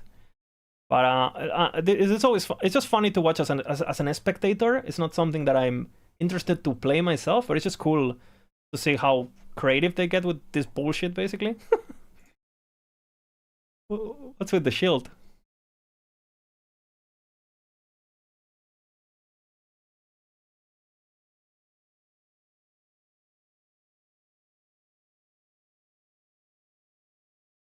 Yep. Where's this video? This is from Snap. So you can just look at Snap and last Epoch Snap and you will see his channel. I would link it, but I can't link it. My chat is like disabled now for whatever reason. How wrong is the T-Rex? It's good. It's a good relic. It's good. But I mean, the T-Rex itself, it's like a buff. He's gonna buff. He's gonna do buffs, you know. He can do some damage, but nothing compared to the bear. Or like Abomination or...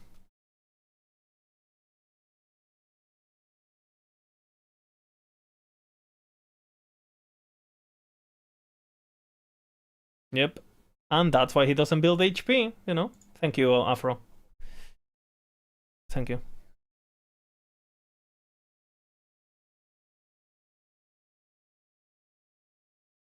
And strength. Oh, well, yeah. I was thinking about the Warbear, sorry.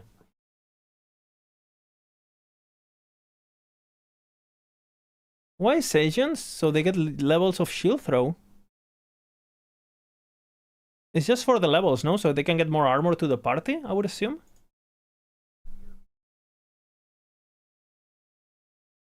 Ah, interesting. On block. Oh, interesting. So you don't have to stop healing, I see. Yeah, the armor, yeah, makes sense.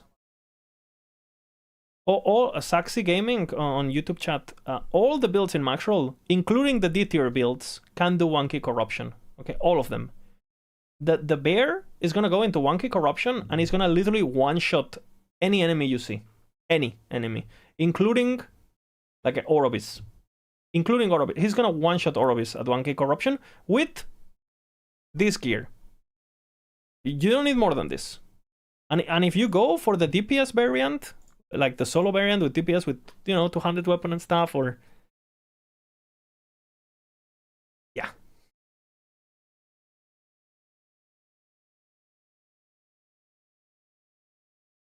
Raptor, yeah, if it's on MAXROLL, guys, it can do 1k corruption, and all of those builds are in MAXROLL, yes. This Warpath Borderline change, it got better. It's like probably the best non-minion build of the patch. Could you play Abomination Necromancer and not do any skill swaps? I mean, you have to do skill swaps to begin with to summon him. Because Abomination has a node down here where he basically gets damage per minion type consumed. So you will have to, at least for summoning him once, you would have to swap. It's basically part of the skill, swapping for the summoning process. Oh, my voice, sorry. At lower 300 corruption, will the bear just kill everything itself without us attacking? Yes, you don't have to do anything. At 300 corruptions, you can do whatever. You don't have to do anything. But at 300 corruption, if you want to do that, I would just play raptors. Or frogs or whatever. You know, so you have more clear. Or Sabertooth probably.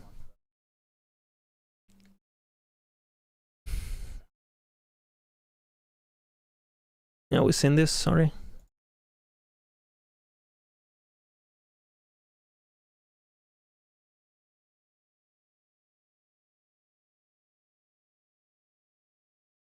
What's frogs? It's like there's a helmet, a unique helmet that gives you frog. Thank you, Misha. I'll take a look at it.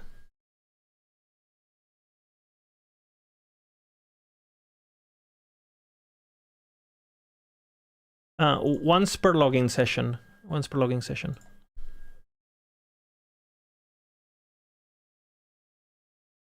I'm updating the squirrel build. You will have it. It's just gonna be worse than the other stuff.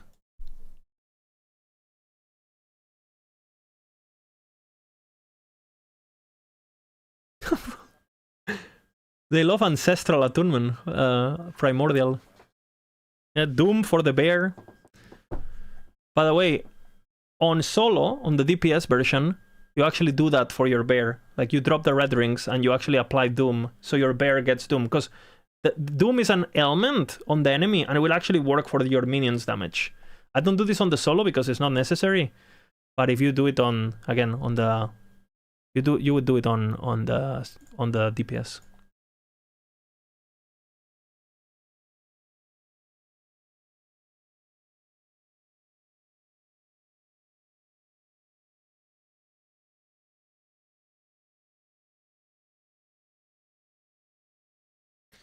Am I looking? Are you guys collecting a lot of the interesting LA contributors not already in the group with the addition of Frozen? Yeah, I mean, I'm always looking. I'm always looking, and I made a bigger list. I made a bigger list of the people, but I think they look at metrics that are also interesting for, you know, people that actually have a bit of a community and stuff.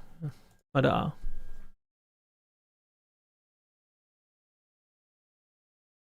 why can't he see it? Refresh? I don't know.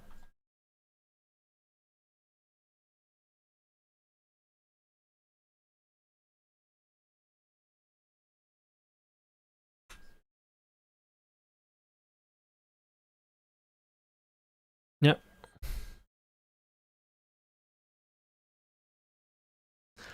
It's funny, it's like on these party setups, they use all the stuff that we use on solo, but then they combine it, you know?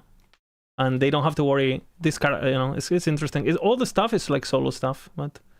Fuck, Mary Kill, Bina, Terek, Bolka. Ooh, fuck, that's hard actually. I think I killed Bina for obvious reasons, because he's always late, right? I think I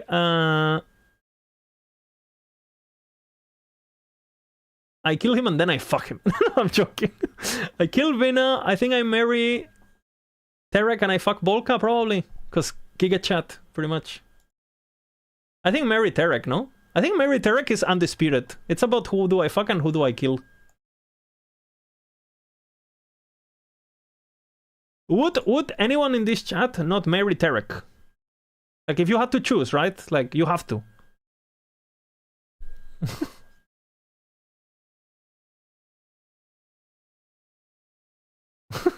I mean, I love them all equally, but I'm just memeing, you know?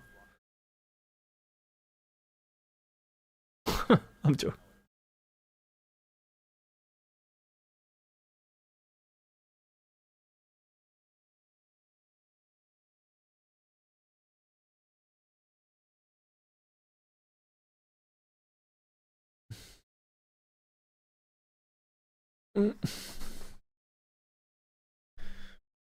But you gotta be careful, guys. The reason you pick Terek is because Terek looks a bit more, you know, a bit more soft, a bit more gentle. Like, Volka's gonna hurt, bro. Like, you don't wanna get, you know, for a lifetime of Volka, like, you're not walking, you know? Like, you might suffer. Giga chat.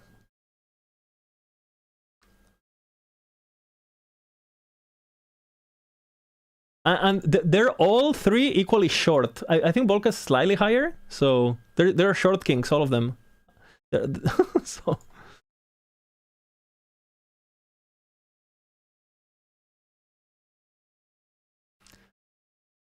And Bina has kids, so maybe I don't kill Bina because he has kids. Actually, I don't want to leave them orphan.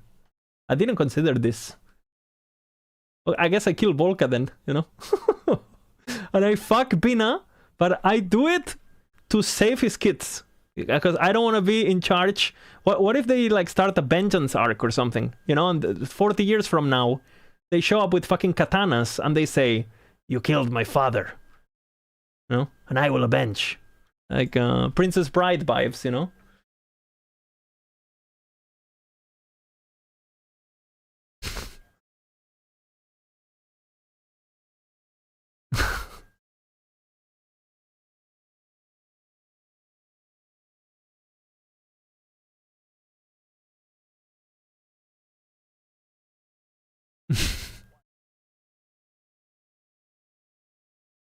So broken. It's actually intended, I asked. Oh my god. Oh my god. More damage than my character. They're gonna absolutely one-shot the boss. Like, it's just...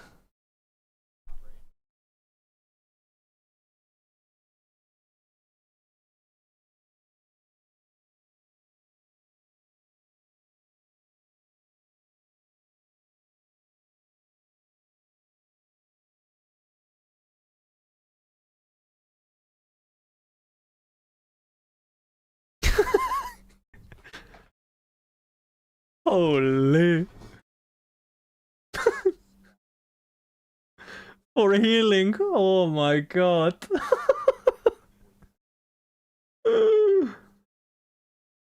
Oh shit.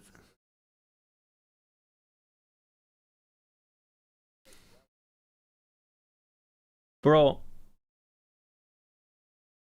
This bear is gonna be more juiced than fucking Ronnie Coleman on his prime. It's gonna be, bro. Okay, I'm pretty sure this bear is gonna do more damage than all the builds that I've seen on Reddit and Discord, all of them combined.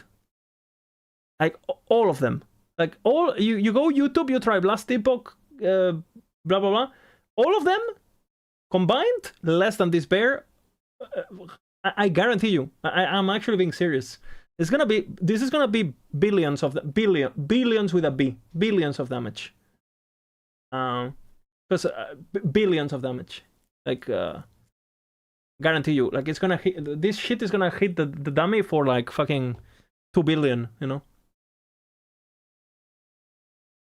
Billion being number dot 000 dot 000 dot 000. Like.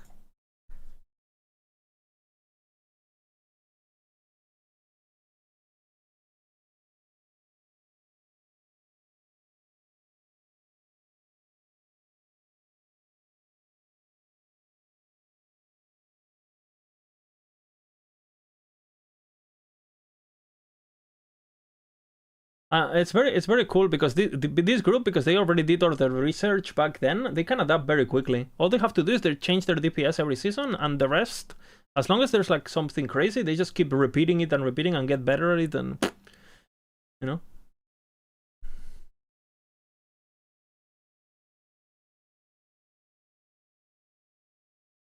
Is he the group builder? Yeah, he's the group researcher for yeah, and he's gonna be playing DPS. The reason he's not doing Harmony is because he wants to. He doesn't need the stats he would get for Harmony, because Harmony would only give him flat damage, right? Cheese. You can only get flat damage from Harmony, but he's actually missing a lot of multipliers from Earthquake. So he decided to not go Harmony, so he can actually go for all of the other uniques that give more multipliers, like again, and he can go for Ancestral Earthquake for +8, and he can go dual wielding for another plus. So the only reason he's not doing Harmony is because there's actually enough points on Bear, because I mean when he showed his tree, where's the tree?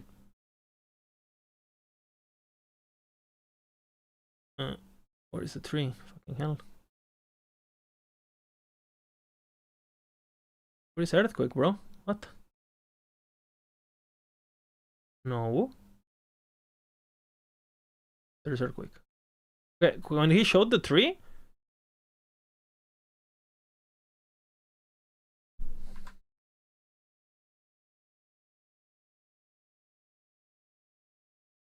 Okay, so you see, he's still lacking a multiplier, a point here, and he's still looking a point here, 10% and 20%.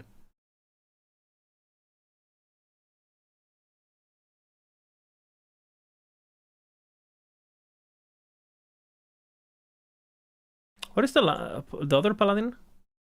Dude, YouTube is getting crazy, no? Like, am I getting turbo or whatever the fuck? Yeah, he's double dipping on that, we know.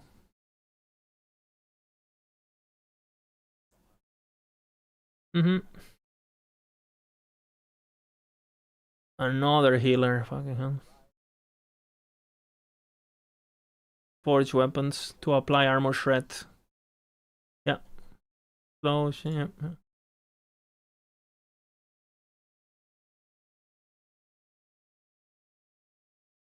Yeah, it's doing totems. Respec into shaman. Yeah, that's basically what we do in MAXROLL also. It's getting the leveling for MAXROLL. This is a smart guy, you know? Takes the homework done, boom.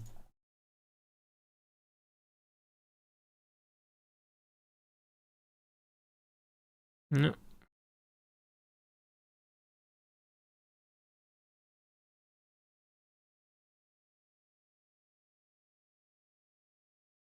Is Plasma Orb complete dead? No, I think it's gonna be okay. I saw some people theory crafting next patch with more mana than before.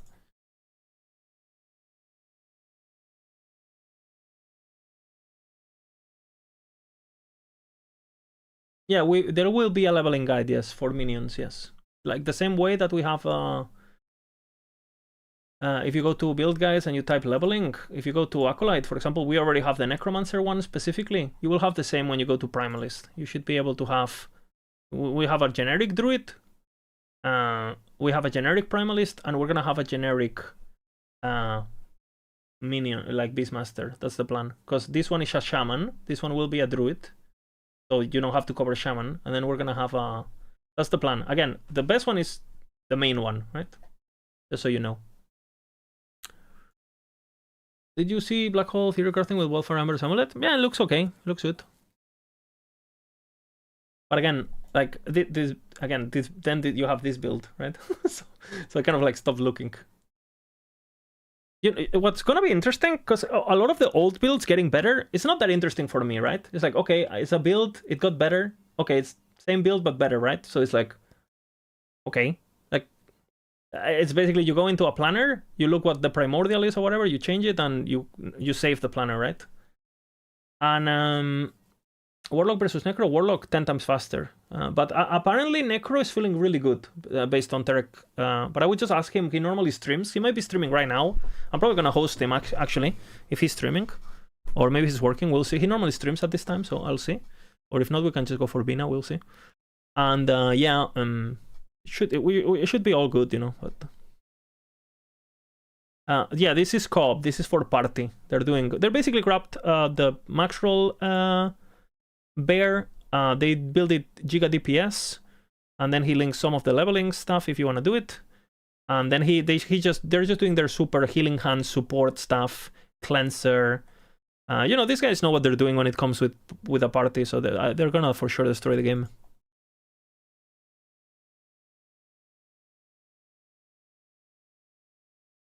Okay, so apparently they're not taking it super hard, so they might be doing shorter sessions.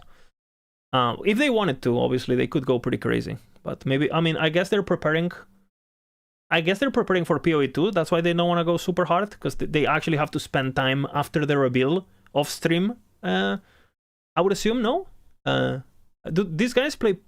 Because these guys mainly play PoE 1. Are they also into PoE 2 bullshitting? Like party bullshitting? I would assume they are, no? But I think they don't really like PoE 2, these guys, if I'm not mistaken. I don't want to misquote them, of course. Yeah, they hate it, right? Yeah. Are they gonna play it, though? Because they skipped the last league. I mean, the last league had nothing, right? But this one... Okay, so I stand correct in my information. Do we know stream? I think it's tomorrow, no? Tomorrow is the reveal? I guess we can hate watch on stream. I'm joking. I guess we can watch on stream while I work. You know, and I just leave the screen open while I'm working on second monitor, farm views, boom.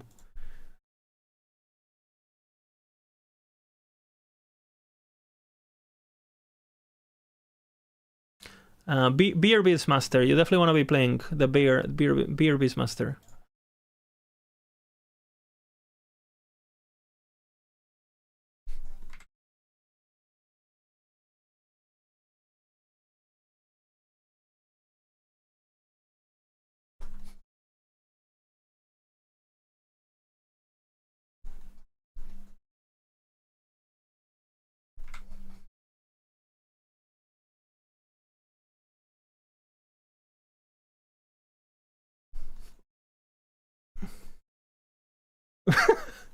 Okay, I'm gonna look for someone to host. Thank you guys for watching. Pretty good stream, pretty good podcast. It'll be on YouTube. Why does this keep going? What build am I gonna run? Why does it keep going? I was like, what the fuck? This guy has a full song on the outro. That's kind of pog, you know? What am I gonna play? I'll tell you what I'm gonna play. I'm gonna have it published eventually on my starter. But this is kind of like what I'm planning, okay? I'm gonna start. I made a video. It's on my YouTube, and you can check my YouTube for Giga. We're gonna watch that video off stream. I made a video about like gear progression, leech leveling. So for the first like 50 levels, I'm probably gonna do what I talk about in this video, right? And after that, I'll make a proper planner and I'll probably make a video, you know, while the game is down and shit. Booba, I need some booba right now. I need everyone. Stream is ending. And basically, what I think I'm gonna do is I'm gonna transition in some sort of like only clear zero single target, you know. Levels as siege over lock. I mean, I'm playing Lich for the clicks. Amarathi. Lock is better objectively, right? I think Lock is better. Period. You know, because you have the profane build for damage. You know, you can transition from Torment to that. I think Warlock is just better in my opinion, especially as a league starter. But I'm playing hardcore, so you know, Lich, I think on hardcore has that appeal. And then I think what I'm gonna try to do is I'm just gonna try to go for, just try to be fast basically, and get level 100 out of the way, and then probably I reroll. I with this character I just farm 300 corruption on hardcore. I try to get gear for my bear, and then I try to kill Uber Avaroth on hardcore on my second character. And I would do this. I would do bear on my first character, but I think a lot of people are gonna be playing bear, including the PoE streamers, because they're just gonna play whatever the fuck I tell them to play, right? Pretty much, like always, like, because they know I'm right, right? And they wanna look strong and they blah blah blah, right? And a lot of people are gonna be playing bear. So, and Lich is just my favorite class. So again, I'm definitely handicapping myself. But I thought, okay, so if I'm playing Lich for fun, I might as well just try to go super Sumi, super explosion, super whatever the fuck, yeah. So the plan is to make like a full-on, basically proccing Lich that uses the least mana possible. So we're completely ignoring this bait, because you cannot. I guarantee you, a single point here, you will not sustain, unless you give up something super important like, you go Wandering Spirits for mana or something retarded, you know. Oh, except Karn, because Karn actually has a personality, you know. Karn is gonna play Paladin because he is the most moral PoE streamer. From a tier list of morals, you know, Karn has values, you know, pretty much. True, actually, no? Everyone playing fucking whatever the fuck, and then he just goes and plays his life build, you know. Fuck, exactly. I mean, I respect it, you know. But basically, I'm gonna play this shit, right? And the plan is to go for basically full blood curse scaling. So we're gonna get the cold curse here. We're gonna get Aura of Decay, Mark for Death from here. And we're gonna get Bone Curse and more Mark for Death eventually. I'm just gonna easy it up, right? From here, and I'm gonna get the Blood Explosions from AoE. I'm gonna get the Rip Explosions from AoE. I'm gonna get these explosions for more AoE. So basically, my entire build is AoE. That's it. So I may be completely cooked, but my plan is, okay? My plan is... Wait a minute, guys. Flashbang. My plan is... This is the enemies. Yes, this is the enemies. This is me.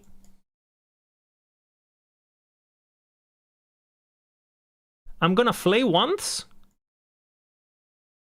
And then, this is what's gonna happen.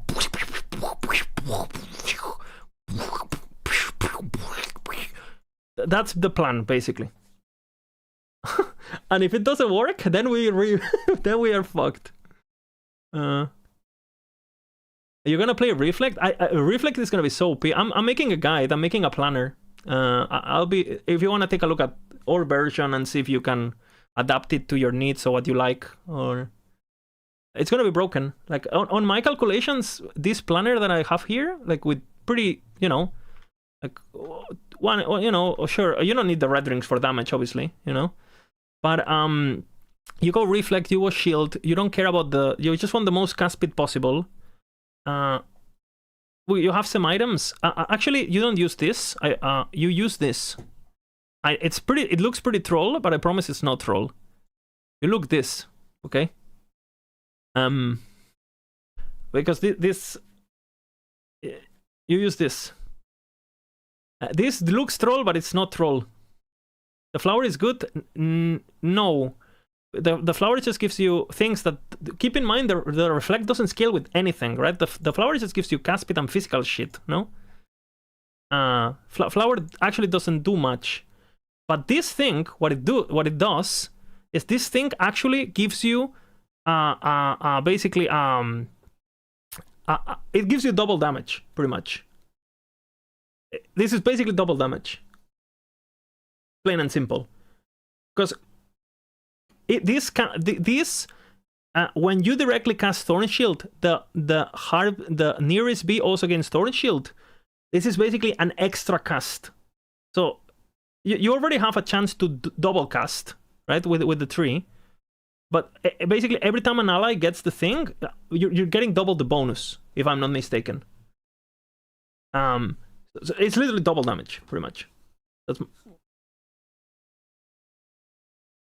Doesn't it give the buff for the bee? For the recast. So you would have the 30% base, and then there's the 30% chance from the bee, so you get 60%. Yeah, the points from the tree, yes. Yes. It's not quite double, but you know, it's if it procs perfectly, it's double. Like I'm overstating it a bit. When the bee dies, it goes to you, and they're gonna be perma dying, blah blah blah, right? Also. So again, with perfect RNG, it can, you know, imagine if you like, you cast all your bees that at the same time, you get to recast on all of them, and then all the shields go on you. You see where this is going, right? So without the bees taking into consideration, because we didn't take them into consideration when calculating, right? The flat damage of this just sitting on top of you, right? The damage of this build on stat sheet, when you look at your stat sheet and you look at damage reflected, right? It's gonna say something between this number and this number, depending on recast and bullshit. Surely Hazel over Heather? No, because we are converting to cold for the ward generation with Twisted. I'll have a version with Hazel for damage and a version with ward. So I had the Twisted Heart version. I have multiple planners and stuff. I was explaining the tech for damage. I have a hardcore one and a softcore one. With the damage version, you go Hazel. With the ward one, you go... Yeah, you're fine, Amar, I think. You're just trying to help me. You probably know more about this build than I do, honestly, so... if you see anything, just let me know. But yeah, basically the damage that you should get is this on enemies that actually hit you. But you gotta keep in mind that this is per hit, right? But versus bosses, you're doing this times 4, because you get 4 times the damage. So, you know, you're looking at a minimum, right, of 1 million true damage, because this ignores mitigation of all kinds.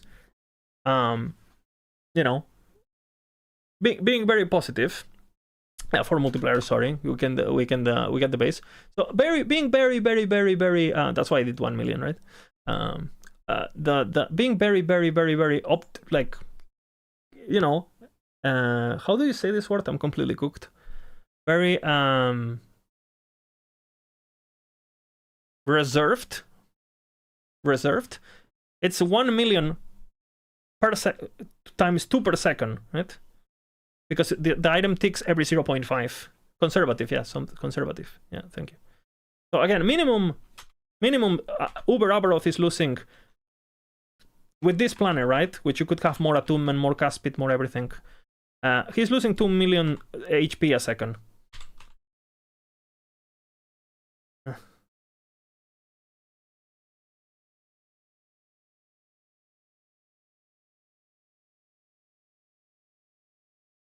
Yeah, and this build plays full AFK, basically. It's one bottom build.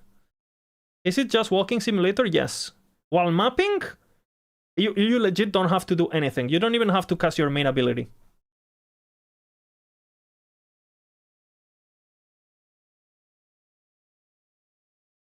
Bro zoned out for 1 minute. Yeah, I apologize. Yeah, it should be a pretty big AoE, yes.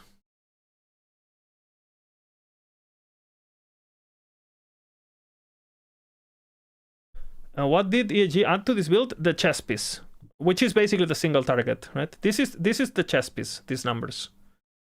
And now, if the boss hits you on top of that, let's just say Uber Abaroth is auto-attacking you, obviously this gets added into this. Because you're still doing regular reflect damage, you know? So if Uber Abaroth just goes like, decides to like hit you for whatever reason. And for example, I wonder, I don't think the balls from Uber Abaroth, like, you know, the red balls and stuff, I don't think those count as his damage. I think they're environment. They're not linked to his character. I think they're part of the zone. So probably reflect from those doesn't work on him, but I have never tried that, so yeah, maybe.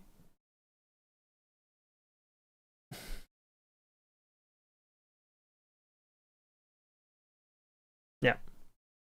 And again, you have perma healing, right? Getting the skills is a bit problematic. So basically what I've done is I go for Summon Spriggan, and obviously we give ourselves dodge per attunement. We have like 200 attunement. So you're basically capped dodge, and when you stop moving, you get capped endurance. This build currently with this planner, when sitting still, gets 5,000 endurance, pretty much, 5,000, right? When sitting still. And you also have, versus Uber, very, very, very, very nice. You get perma cleanse, because this kind of casts every time you do Thorn Shield, which is permanently. And wasn't the Summon Spriggan dying a lot? I mean, nothing gets to him. You put him on defensive stance, so he follows you, and he shouldn't basically leave your side. And again, on Uber Abaroth, he might die, but, you know, that's life, you know. He's not really giving you damage, he's just giving you dodge and shit. Because and the crit avoidance, because remember, reflect per vitality. I mean, how much vitality we have? 32. We can actually, you know, like, who cares? Crit avoidance, and again, you never really die to crits. And again, keep in mind this build is gonna have like what, 20k armor, because you're getting armor every time you spam this bullshit. So again, hits shouldn't really kill you, right? And if just try on the dots, you should be able to mitigate quite well with the healing and stuff. As long as you don't make a critical mistake, you should be fine. And then the other point that I got is I went for Maelstrom, so we got Frenzy and Haste every time we cast with the Maelstrom. That's why you need the +4 Spriggan. And on this version, I do Cold for the Ward Generation with the Twisted Heart, which I have two versions, like I said, right? This version is like for hardcore, basically tanky, and the other version is DPS version. How do you do Rage Sustain? If you stand still, you should be fine, because this reduces your mana, which is your rage, kind of. But if you are mapping, you are gonna need to place like binds at the corner of the screen, and literally with 3 binds on the corner of the screen, you can just like recast them very quick. It's fine. There's no, with this amulet alone, you don't even need the belt. I just put it on overkill in case your binds die on Uber Abaroth, and it's just like good stats anyway. So why not, you know? You don't even need this if you play good enough. Is it gonna be ultra rare? I mean, we know you can buy it from the vendor, and we know it's level 60 potential, so it doesn't seem to be designed as an ultra rare. But I mean, I'm gonna definitely give a heads up of like, hey, don't play this build until you have this chess piece, you know. And if you decide to play the build without the chess piece, and you know, yeah, I'm pretty sure you're meant to have this. Like, you're just gonna be able to buy it on the vendor as. And again, you don't even need legendary potential on this at all to make it good. And in COF, legendary potential is 1 in 2. All the 22 vendor uniques are easy to get. Yeah, you just farm the currency and boom, you know. And again, all of these items are like, dude, level 16 legendary potential, level 20 legendary potential. The Hazel Root is also low level. This is high level, but this is more for like the super endgame tanky bullshit. These are super low potential. If you go for the beast, they're super low potential. And obviously red rings, the only reason you're using red rings here is because they give you attunement, honestly. Like, you don't need them. You obviously don't need the resistances. You're gonna get a shit ton of resistances from Shaman anyway while leveling, because, you know, you have the healing totems proccing automatically and all that shit from the Terra's Blessing. So yeah, you'll be fine. And again, like I said, full healing of this shit, right? Full healing. very, very, very, very crazy. Then you have like haste and the healing, and you know, like the slow chance, just in case you also have chill from somewhere else. I don't know where it is, but I know there's some chill chance somewhere. And you want to make it a physical spell because you're actually, you know, you're gonna be proccing it and stuff, and it has synergy with all your physical stuff, just so the enemies get close and all that shit, you know. And it's also gonna heal you for quite a bit because you're gonna have a lot of stacks, like a lot of stacks, right? With this.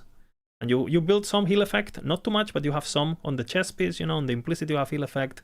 You get heal effect on the prefixes. So you have some heal effect, right? You will have some healing effectiveness. So just keep that in mind. What is heal effect? I don't know, whatever it is. And yeah, and then your last skill, which is kind of Monka, is you go for Wolf, right? And there's literally nothing else to grab, right? And there, you go for Wolf, yes. You try to make him as tanky as possible, right? So he gives you haste while mapping if you don't have the, you know, at the beginning of a map or whatever, or if you lose stacks for whatever reason. And then you get 2 wolves, so you're gonna be able to have the Spriggan and 2 wolves. And the reason you do that is because you get 6% Caspit. That's pretty much it. You get 12 Caspit from having the 2 wolves. If they die, they die. Who gives a fuck, basically? There's nothing else to grab, and there's literally nothing else to grab on here, so might as well just get, you know, the 12 Caspit. Alternatively, if you want, you can stack, especially when you're leveling, I would do Bear instead and put these points for the 9%,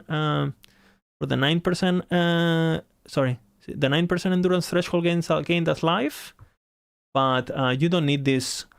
You don't need this later because you get the boots, right? And you are capped on endurance anyway. Starter, I don't, again, if you want to see what I'm doing, I would just watch this video, Lich leveling breakdown on my YouTube video, and Lizard IRL last Epoch, whatever. So yeah, I was gonna host someone, so let's do that. I'll link you this shit. Because you wanted to see my starter stuff. And you know, Bina is streaming, so we can just go for Bina. Give him a bit of a welcome home. You know, Bina has to work a lot, and so there he goes. Oh fuck, I typed it on his chat. That's not how Twitch chat works. Again, I'm gonna go. I have to work a lot. 2, I have a lot of guides, so maybe tomorrow I'll probably stream a bit just to figure out starter and all that. But I'll have to work to finish everything, including the reflect build, etc. Again, it might take me a bit to again, I might do like a very short stream, just like maybe we do a practice leveling run or something. Prepare a loot filter, that kind of shit in offline, you know. And yeah, thank you very much for watching once again, guys. Really appreciate all the support, all the follows. A lot of follows today, and thank you for the YouTubes, all that. And can I post the reflect? Yeah, I can post the reflect if you want. Again, it's not finished. So again, it'll be a full written guide and all that. And again, credits to, you know, Rody and Misha and everyone who shares their ideas with me and stuff like that. I don't come up with all of these builds on my own. I just do a lot of research. I work very hard, and I try to, you know, gather info from the smartest people around and pretend I am the smart one, you know. So yeah, thank you guys for watching, and I'll testing Flay. Well, we'll test Lich pre-Flay because obviously Flay it's not in the game, right? So yeah, thank you guys for watching, and bye bye.